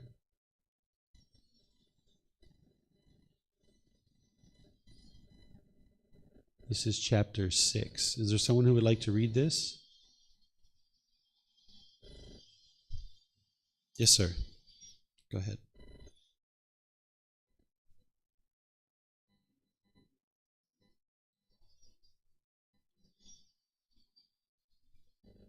Nine things rooted in craving. I will teach you, monks, 9 things rooted in craving. What are the 9 things rooted in craving? In dependence on craving, there is seeking. In dependence on seeking, there is gain. In dependence on gain, there is judgment. In dependence on judgment, there is desire and lust.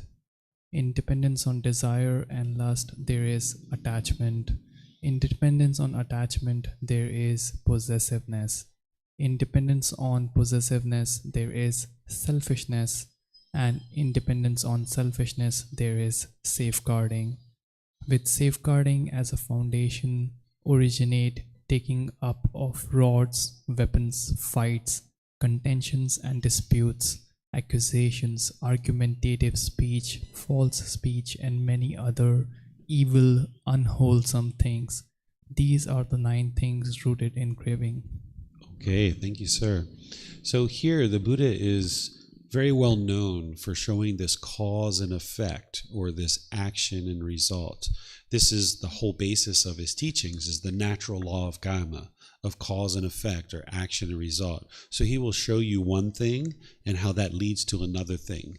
And then that thing leads to another thing. And then that thing leads to another thing. He's showing this causality of cause and effect. So craving is a primary thing that he discovered in the mind that's causing it to be discontent.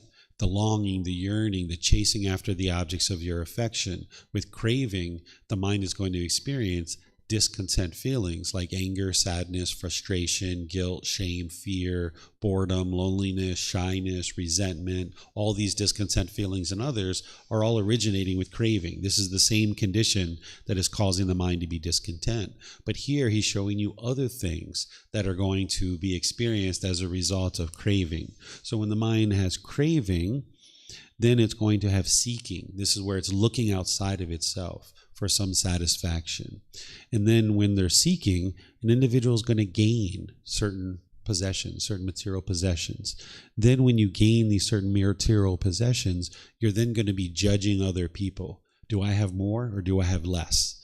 Because the mind's sitting here judging and trying to measure and compare who has more and who has less. Now, when you're starting to judge, there's going to be desire and lust. There's going to be more longing and yearning, because you're going to see in some situations you don't have as much as other people, and now you're going to want more, right? So now this desire and lust arises. Then there's going to be this attachment, which is clinging and holding on to things very tightly. Then when you're holding on to things very tightly, there's this possessiveness where it's mine, mine, mine, my phone, my computer, my car, my house. And now when there's that going on, then there's selfishness in the mind, where the mind's not willing to give and share. An individual becomes very selfish. And now when there's selfishness, there's this safeguarding, where you're trying to protect all your assets and you don't want to lose anything and you're holding on to them so tightly. And now when they're safeguarding, now there's the origin of taking up rods and weapons, fights, contentions and disputes, accusations. This is where you're guarding over your things and you're trying to protect them so heavily that you're taking up weapons and you're fighting with people and disputing with people about certain things. Then there's this argumentative speech, false speech, and many other evil, unwholesome things. So the real crux of the teachings of the Buddha, or the real primary thing that he's focusing people on, is of course the development of wisdom. But in doing so, developing wisdom is how to eliminate craving, desire, attachment, because craving, desire, attachment is what leads to discontentedness. But now he's showing you all these other things that discontentedness produces, which is essentially a whole lot of problems in one's life. So by eliminating craving, desire, attachment, you can eliminate argumentative speech. You can eliminate all of these things where you're having difficulties in certain relationships based on the mind becoming so selfish and so possessive. Any questions on this one? Can you use the mic? I've got people online that are able to hear you if you use the mic. Mm-hmm. So then if I'm craving for some certain kind of food or ice cream, is it bad? So I don't think about it as good or bad. It's about what's wise or unwise. If your mind's craving for anything, like if there's longing and yearning, then your mind's muddled, it's polluted, it's having that quality of mind of craving, desire, attachment. And as long as your mind is doing that, you're going to experience discontentedness. Because like in your example, if you're craving ice cream, if you get ice cream, you're going to get happy and excited. But if you don't get it, like if the store is sold out, you'll be frustrated and angry and irritated. And this is the unenlightened mind going up and down and up and down. So one of the things that the Buddha is doing among everything else is he's teaching you that this is a real significant problem in your mind, and he's giving you the solutions of how to fix it so that you can go to the store and perhaps you would like to eat ice cream, and you go there and you're like, oh, I'd like to get some ice cream. Do they have ice cream? Okay, great, they have ice cream. Let's enjoy some ice cream. But then if you go to the store and they don't have ice cream, you're just like, all right, well, they don't have ice cream. Maybe I'll go get some fruit, or maybe I'll go get a piece of cake. But you're not frustrated and angry because they don't have ice cream. So things like ice cream, the mind can crave it and long and yearn for it, and now it's going to be discontent. But you can also train your mind to not have craving, so that now you can just choose to maybe have ice cream. And if they have it, you might enjoy it. But if they don't have it, you can maintain your peacefulness and your joy. But if you're craving the ice cream, you're not going to be able to maintain your peace and joy. So the Buddha is teaching you how to maintain your peace and joy. So it's not the object itself. It's not the ice cream that is the issue here. The issue in the mind of the unenlightened being is the craving inside the mind, the longing and yearning for it, and chasing after it, thinking it's going to provide some kind of lasting satisfaction. Mm-hmm. Okay. I'm not seeing any other questions anywhere, so let's go to the next chapter. The next chapter is chapter 7. Is there someone who would like to read this? Go for it. Indebtedness and discontentedness in the world. Monks, isn't poverty discontentedness in the world for one who enjoys sensual pleasures? If a poor, impoverished, needy person gets into debt, isn't he indebtedness too? Discontentedness in the world for one who enjoys sensual pleasures? If a poor, impoverished, needy person who has gotten into debt promises to pay interest. Isn't the interest too discontentedness in the world for one who enjoys sensual pleasures? If a poor, impoverished, needy person who has promised to pay interest cannot pay it when it falls due, they admonish him. Isn't being admonished too discontentedness in the world for one who enjoys sensual pleasures? If a poor, impoverished, needy person who is admonished does not pay, they prosecute him. Isn't prosecution too discontentedness in the world for one who enjoys sensual pleasures? If a poor, impoverished, needy person who is prosecuted does not pay, they imprison him. Isn't imprisonment too discontentedness in the world for one who enjoys sensual pleasures? So, monks, for who enjoys sensual pleasures, poverty is discontentedness in the world. Getting into debt is discontentedness in the world. Having to pay interest is discontentedness in the world. Being admonished is discontentedness in the world. Prosecution is discontentedness in the world. And imprisonment is discontentedness in the world. So too, monks, when one does not have confidence in cultivating wholesome qualities, when one does not have a sense of moral wrongdoing in cultivating wholesome qualities, when one does not have a moral concern in cultivating wholesome qualities, when one does not have energy in cultivating wholesome qualities, when one does not have wisdom in cultivating wholesome qualities, in the noble one's discipline, one is called poor, impoverished, needy person. Having no confidence, no sense of moral wrongdoing, no moral concern, no energy, no wisdom in cultivating wholesome qualities, that poor, impoverished, needy person engages in misconduct by body, speech, and mind. This, I say, is getting into debt. To conceal his bodily, verbal, and mental misconduct, he nurtures an evil, unwholesome desire. He wishes, let no one know me. He intends with the aim, let no one know me. He speaks statements with the aim, let no one know me. He makes bodily actions with the aim, let no one know me. This, I say, is the interest he must pay. Well-behaved monks speak thus about him. This venerable one acts in such a way, behaves in such a way. This, I say, is being admonished. When he has gone to the forest, to the foot of a tree, or to an empty dwelling, evil, unwholesome thoughts accompanied by remorse attack him. This, I say, is his prosecution.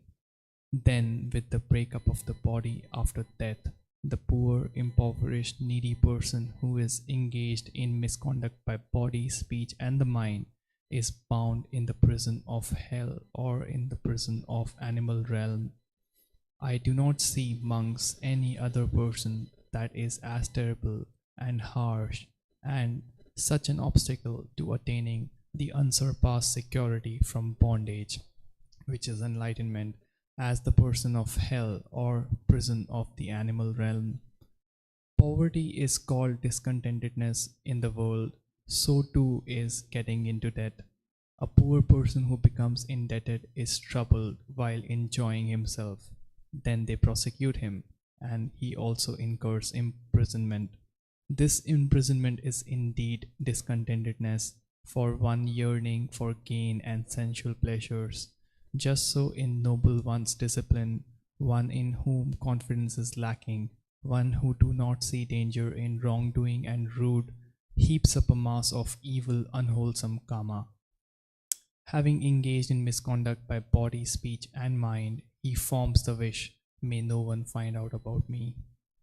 He twists around with his body, twists around by speech or mind. He piles up evil, unwholesome deeds in one way or another repeatedly. This unwise evildoer, knowing his own misdeeds, is a poor person who falls into debt, troubled while enjoying himself. His thoughts then prosecute him. Painful mental states, born of remorse, follow him wherever he goes, whether in the village, or the forest. This unwise evildoer, knowing his own misdeeds, goes to a certain animal realm or is even bound in hell. This indeed is discontentedness of bondage, from which the wise person is freed, giving gifts with wealth righteously gained, setting his mind in confidence. All right, thank you. So there's a lot here that the Buddha is teaching. I'll go through some of the main points, but if there's anything that I don't teach and I leave out, feel free to ask questions on it and we can go deeper into it. So let me just hit some of the high points here. So this first part, the Buddha is talking about an individual who's in debt, that is basically incurring lots of debts because the mind has craving, desire, attachment, because this is oftentimes why we go into debt, is that there are certain things that we want that we can't afford and we can't get. So we take out loans or we take on debt in order to acquire something that we want right now, but we truly can't afford it. And this is the mind going into debt due to craving, desire, attachment. And now there's interest payments and difficulties. Now there's this burden that you carry around with this debt, trying to pay it back. And the Buddha is explaining this so that you'll understand this, because if you've been in debt, you know what that feels like. And now he's saying, okay, this poor, impoverished, needy person, he's now relating to his teachings and saying how if somebody doesn't have confidence in cultivating wholesome qualities, if someone does not have a sense of moral wrongdoing, that's like knowing what's wise and unwise. If someone doesn't know that, if someone doesn't have moral concern, what moral concern is once you know what's wise and unwise, moral concern is having an interest to do what's wise. If you didn't have moral concern, you could care less what you do in the world and how you impact other people because you don't have moral concern. You're not worried about causing harm to others or concerned about that. Then he's talking about if one doesn't have energy, this is motivation, ambition, or vigor to do wise things in the world, doing wholesome things in the world. Then he says if one does not have wisdom, this is the wisdom of understanding how to train the mind in the natural laws of existence that the Buddha taught. So he's saying if one doesn't have these things, then they're a poor, impoverished, and needy person. And what he's teaching is how to cultivate these things through the path to enlightenment. And now he then goes through a lot of details that if somebody doesn't have those things, they might try to conceal their bodily, verbal, and mental misconduct, that they try to hide it from other people. And when you're trying to hide this from other people, then when you're alone, your thoughts invade you and you feel very disgruntled and conflicted with your own thoughts because you know that you've done unwholesome things in the world. And when you're alone, your mind kind of ruminates over those things. Let's see, what else does he talk about here? He's talking about a lot. Okay, so here he's now saying if an individual does a lot of evil, unwholesome things, that they can then be reborn into hell or the animal realm. And he refers to this as a prison. Okay, the Buddha never uses rebirth into the lower realms as a way to guilt, shame, or fear you into learning and practicing his teachings, but he's just describing the truth. He's helping you to understand that, yes, if you do unwholesome things in the world, then there's this potential to be reborn in the lower realms. All the while, he's teaching you how to do wholesome things and how to improve the condition of your mind. And through learning, reflecting, and practicing his teachings, you can see the condition of your mind gradually improving. But he's helping you to understand true reality, because with that understanding, you might decide on your own to improve your wisdom and your moral conduct in the world. So he's talking about how this poverty or this inability to know what's wise and unwise is discontentedness. And it's like you prosecuting yourself. It's like you, here he's saying, where is it at? Oh, here it is. So like if somebody's basically doing all these misdeeds, this is like a person falling into debt, being troubled while enjoying themselves. Because when you're doing all these misdeeds in the world, you're producing unwholesome karma that you're going to need to experience. You're going to have to experience those unwholesome results. Oftentimes, when we make a certain decision to do unwholesome and unwise things, we don't necessarily experience the results of that for 6 months or a year or 2 years. And we forget that the whole reason why we're experiencing that thing is because of what we did 2 years ago. So oftentimes we think that we've done something, that we've gotten away with it. But the Buddha is teaching you, you can't get away from your unwholesome and your unwise decisions. You are going to experience the results of your unwise decisions at some point, either in this life or some future life. So you can't run and hide from unwise decisions. So whenever you're making unwise decisions, it's like stacking up a debt, because you're going to need to pay this back. You're going to need to experience the unwholesome results of those unwise decisions. And then, of course, he's finally getting to the point where he's saying, this indeed is the discontentedness of bondage from which the wise person is freed, giving gifts with wealth righteously gained, setting his mind in confidence. Because by the time you train your mind and gain wisdom, you're no longer making unwise decisions. You're only making wise decisions that are producing wholesome results. But with a lack of wisdom of the natural law of karma, you will make unwise decisions and it will produce unwholesome results. But by the time you cultivate your mind, you're freed from that burden. You're freed from the difficulties of making unwise decisions that produce unwholesome results. So there's a lot that he's sharing here in this entire discourse. But do you guys have any questions on this one?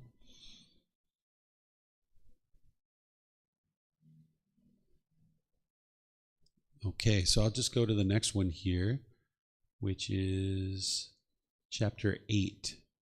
Let me see. I think this one's quite long, if I remember correctly. It's not that long. Let me see what time it is. Tell you what, we usually do 10 chapters a day or at least per week. So let me just summarize this for you guys so you understand what the Buddha is teaching, so that we don't need to necessarily read it.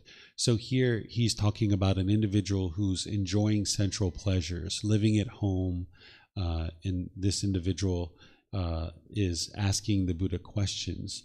And then the Buddha is speaking to a student and saying there's these 4 things that lead to welfare and peacefulness of a household practitioner in present life. And then he's providing what those 4 things are, because then when you're learning this, you would like to learn what this is and then practice it. And this is what's going to lead to your peacefulness and to your welfare.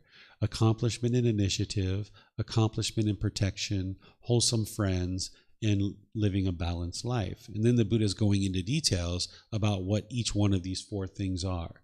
He's saying accomplishment and initiative is here, whatever may be the means by which a householder earns his living. So in other words, whatever trade or whatever business or whatever occupation you have, no matter what that is, that you're skillful and diligent, that you possess sound, wise decision-making in order to carry out and arrange it properly. Basically, you do your job very well and very thoroughly. That's going to lead to your peacefulness and welfare, because you can develop a very good career. Then accomplishment and protection. A householder sets up protection and guard over the wealth he has acquired. So basically, you're not just frivolously taking the income that you made from building up your career and just throwing it around, but you protect it. Nowadays, we might put it in a bank. We might, if we purchase a home, we might get insurance, or if we purchase a car, we might get insurance. These are things to protect your wealth, right? And he's talking about protecting it from kings, from thieves, from fire, floods, and displeasing heirs. Displeasing heirs would be like if you die and you didn't have a very clear will, your heirs would maybe be displeased with your will. So if you're going to create a will and leave your assets to people, it would be wise for you to let them know what you've done long before you die. Because if you die and then everybody's shocked about what you did, then they might be displeased. But while you're alive, you could let people know, okay, I've left you this much, I've left you this much, I've left you that. And then you can talk it out and help everybody feel comfortable with what your decisions are while you're alive. And then he talks about wholesome friends. He talks about this many times in his teachings about how it's wise to develop associates and friends that are into wholesome things. And he gives guidance at different times in his teachings about how to ensure to do that, so that your mind can be influenced by positive and wholesome influences. Then when he talks about a balanced life, he talks about that when you lead your life, that your income should be higher than your expenses. Oftentimes when we live life and we have craving, desire, attachment, our expenses are higher than our income. And now you're living in what I would say you're upside down. You're living upside down, right? And the longer and longer that you do that, you're going into more and more debt. So the Buddha provides guidance that if you're looking for peacefulness and you're looking for good life, that you should have your income higher than your expenses. And now when you live life, you can live at ease. Whereas if your expenses are higher than your income, you're going into debt and you're going to take on this burden and become more and more stressed and having more and more anxiety. So this is essentially what the Buddha is describing here. Any questions on this?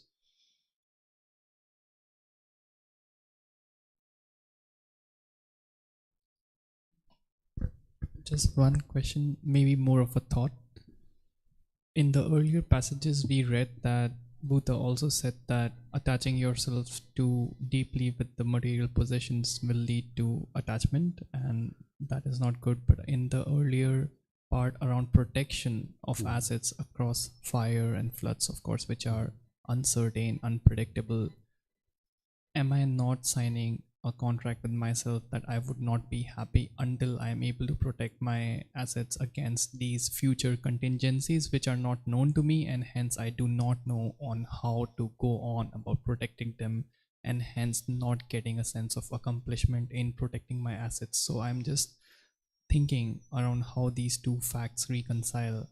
Should we then, I know in the long run, of course, the key goal is to not go into the whole ownership mentality, but in this part I think this passage is more from a perspective of a person who has a family and who is already enjoying, and maybe a directive for him, but not in general what Buddha said about enlightenment.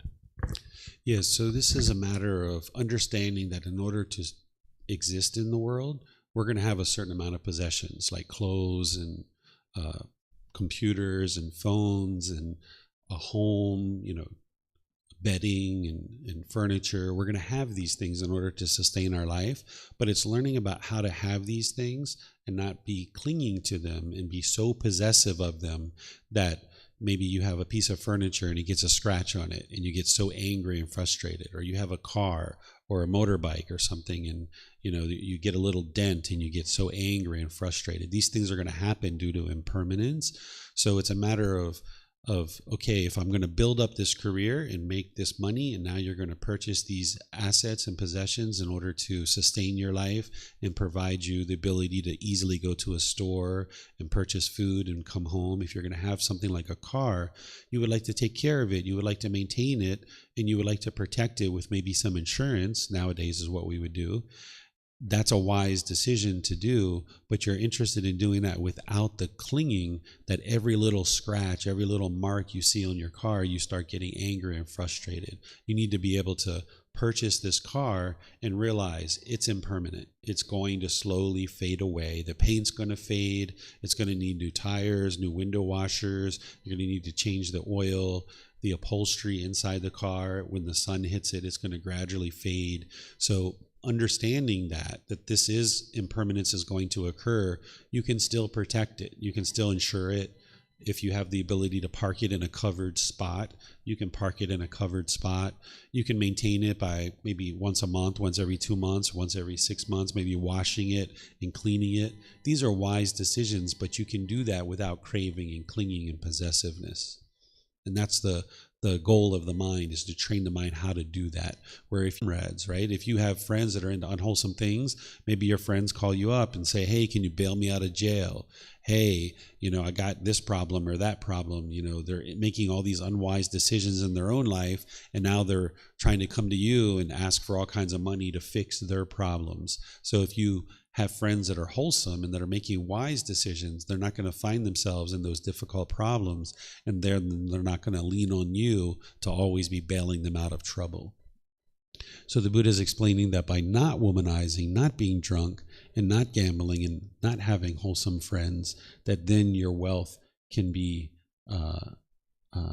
you can accumulate your wealth. So avoiding these things is what will help you to accumulate more wealth. And I'm not sure if it's here, but there's another place where he talks about these same things, and he talks about it as like water flowing. And he says that, like if you're doing the womanizing, drunking, gambling, and having unwholesome friends, it's like having a dam essentially, and you're opening up the dam and your water is just flowing out and you're losing all the water. But if you're avoiding these things, he's saying it's like closing the inlets and allowing the water to accumulate. And you can see if you've done any of these things in your past, or if you're doing those now, you can see that it's very expensive to do these kinds of things. So it would be wise to not do these things. And the Buddha is just showing you the natural law of karma. He's not pressuring you or forcing you or trying to convince you to do any particular thing or another, but he's just sharing with you. If you would like to have a good life and you'd like to accumulate wealth, then avoid these things. And then it's your choice of what you choose to do or not do. Any questions on this one?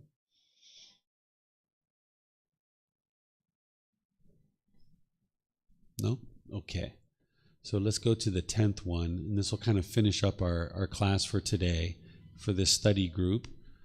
Let's see here. All right, 4 things leading to the welfare and peacefulness in future lives. So the Buddha is going to explain things that you can be doing in this life in order to get to enlightenment, and the same things that you can do in this life to get to enlightenment. If you fall short of enlightenment in this life, it's going to lead to an improved rebirth as well. So the goal would be to get to enlightenment in this life, where your mind's peaceful and joyful in this life. But the same exact teachings that lead to enlightenment in this life, if you fall short, it's going to lead to this improved rebirth in a future life. And here he's saying 4 things that lead to welfare and peacefulness in future lives, right? But these are the same things that are going to lead to welfare and peacefulness in this life as well and lead to enlightenment itself. So here he's talking about accomplishment and confidence, virtuous behavior, generosity, and wisdom. And we've already studied that as part of today's course when he was talking about taking care of your parents and talking about other things. We've already explained all these things, that confidence is confidence in the Buddha, because if you gain this confidence in the Buddha, then you'll investigate his teachings, you'll examine his teachings. And the more you examine his teachings, you'll see that they're 100% true and that they lead exactly where he said they do, to this peace and joyful mental state. And then accomplishment and virtuous behavior is training your mind to now conduct yourself through your moral conduct in wise ways that's not causing harm. So your intentions, your speech, your actions, your livelihood, this is all part of the Eightfold Path. He provides you guidance around moral conduct. And then generosity, giving and sharing your time, your effort, your energy, and your resources more than is strictly required in any given situation without any expectation of anything in return. This eliminates selfishness from the mind and eliminates craving, desire, attachment. Your breathing mindfulness meditation is helping you to train your mind to eliminate craving, desire, attachment, but generosity is also helping you, because with craving, your mind's going to tend to be selfish and hold on to things, but when you practice generosity, it trains your mind to let go. So here he's encouraging people to practice generosity, because that's what's going to ultimately help lead to your enlightenment. If you didn't practice generosity, you wouldn't be able to get to enlightenment. So you're going to need to develop a practice of generosity. And then of wisdom, of course. And here specifically he's talking about wisdom of the discernment of arising and passing away. What he's referring to is his very first teaching that anybody needs to know in order to get to enlightenment, which is the universal truth of impermanence. If you didn't understand the universal truth of impermanence, that conditioned objects arise, change, and fade away, you wouldn't understand the underlying problem in the unenlightened mind, which is the unenlightened mind is craving permanence. It wants things to be permanent, but yet it's living in an impermanent world. So this penetrative wisdom that discerns arising and passing away is understanding of the universal truth of impermanence. This is what's going to help lead to your welfare and peacefulness in this life, because with that wisdom, if you study it very deeply and you understand the Four Noble Truths as well as the 3 universal truths, then you'll be able to then train the mind to get to this enlightened mental state. So here he's making people aware that that's the start of the path, essentially, is understanding the universal truth of impermanence And there's other places where he really focuses in on the Four Noble Truths as being the very first place to start your journey on the path to enlightenment. So any questions on chapter 10 here, just let me know. You can raise your hand or use the mic, or those of you guys online, you can also put your question into Facebook, YouTube, or Zoom, or in Zoom you can electronically raise your hand and ask any questions that you like. Okay, no questions? All right, so this is our Pali Canon and English study group, a very different style of learning, of more of a study group, where tomorrow and Wednesday we have our group learning program where I'll be teaching and teaching and teaching, and then providing you guys the guidance to understand the teachings of the Buddha. But here on Saturdays, we do this study group because students are oftentimes interested in studying the original words of the Buddha, and you have the ability to do that through this book series. You can download the books for free on our website. You can take them and go print them if you like. If you like printed versions, we have them here at the temple and online through Amazon as well. And you can study with the original words of the Buddha.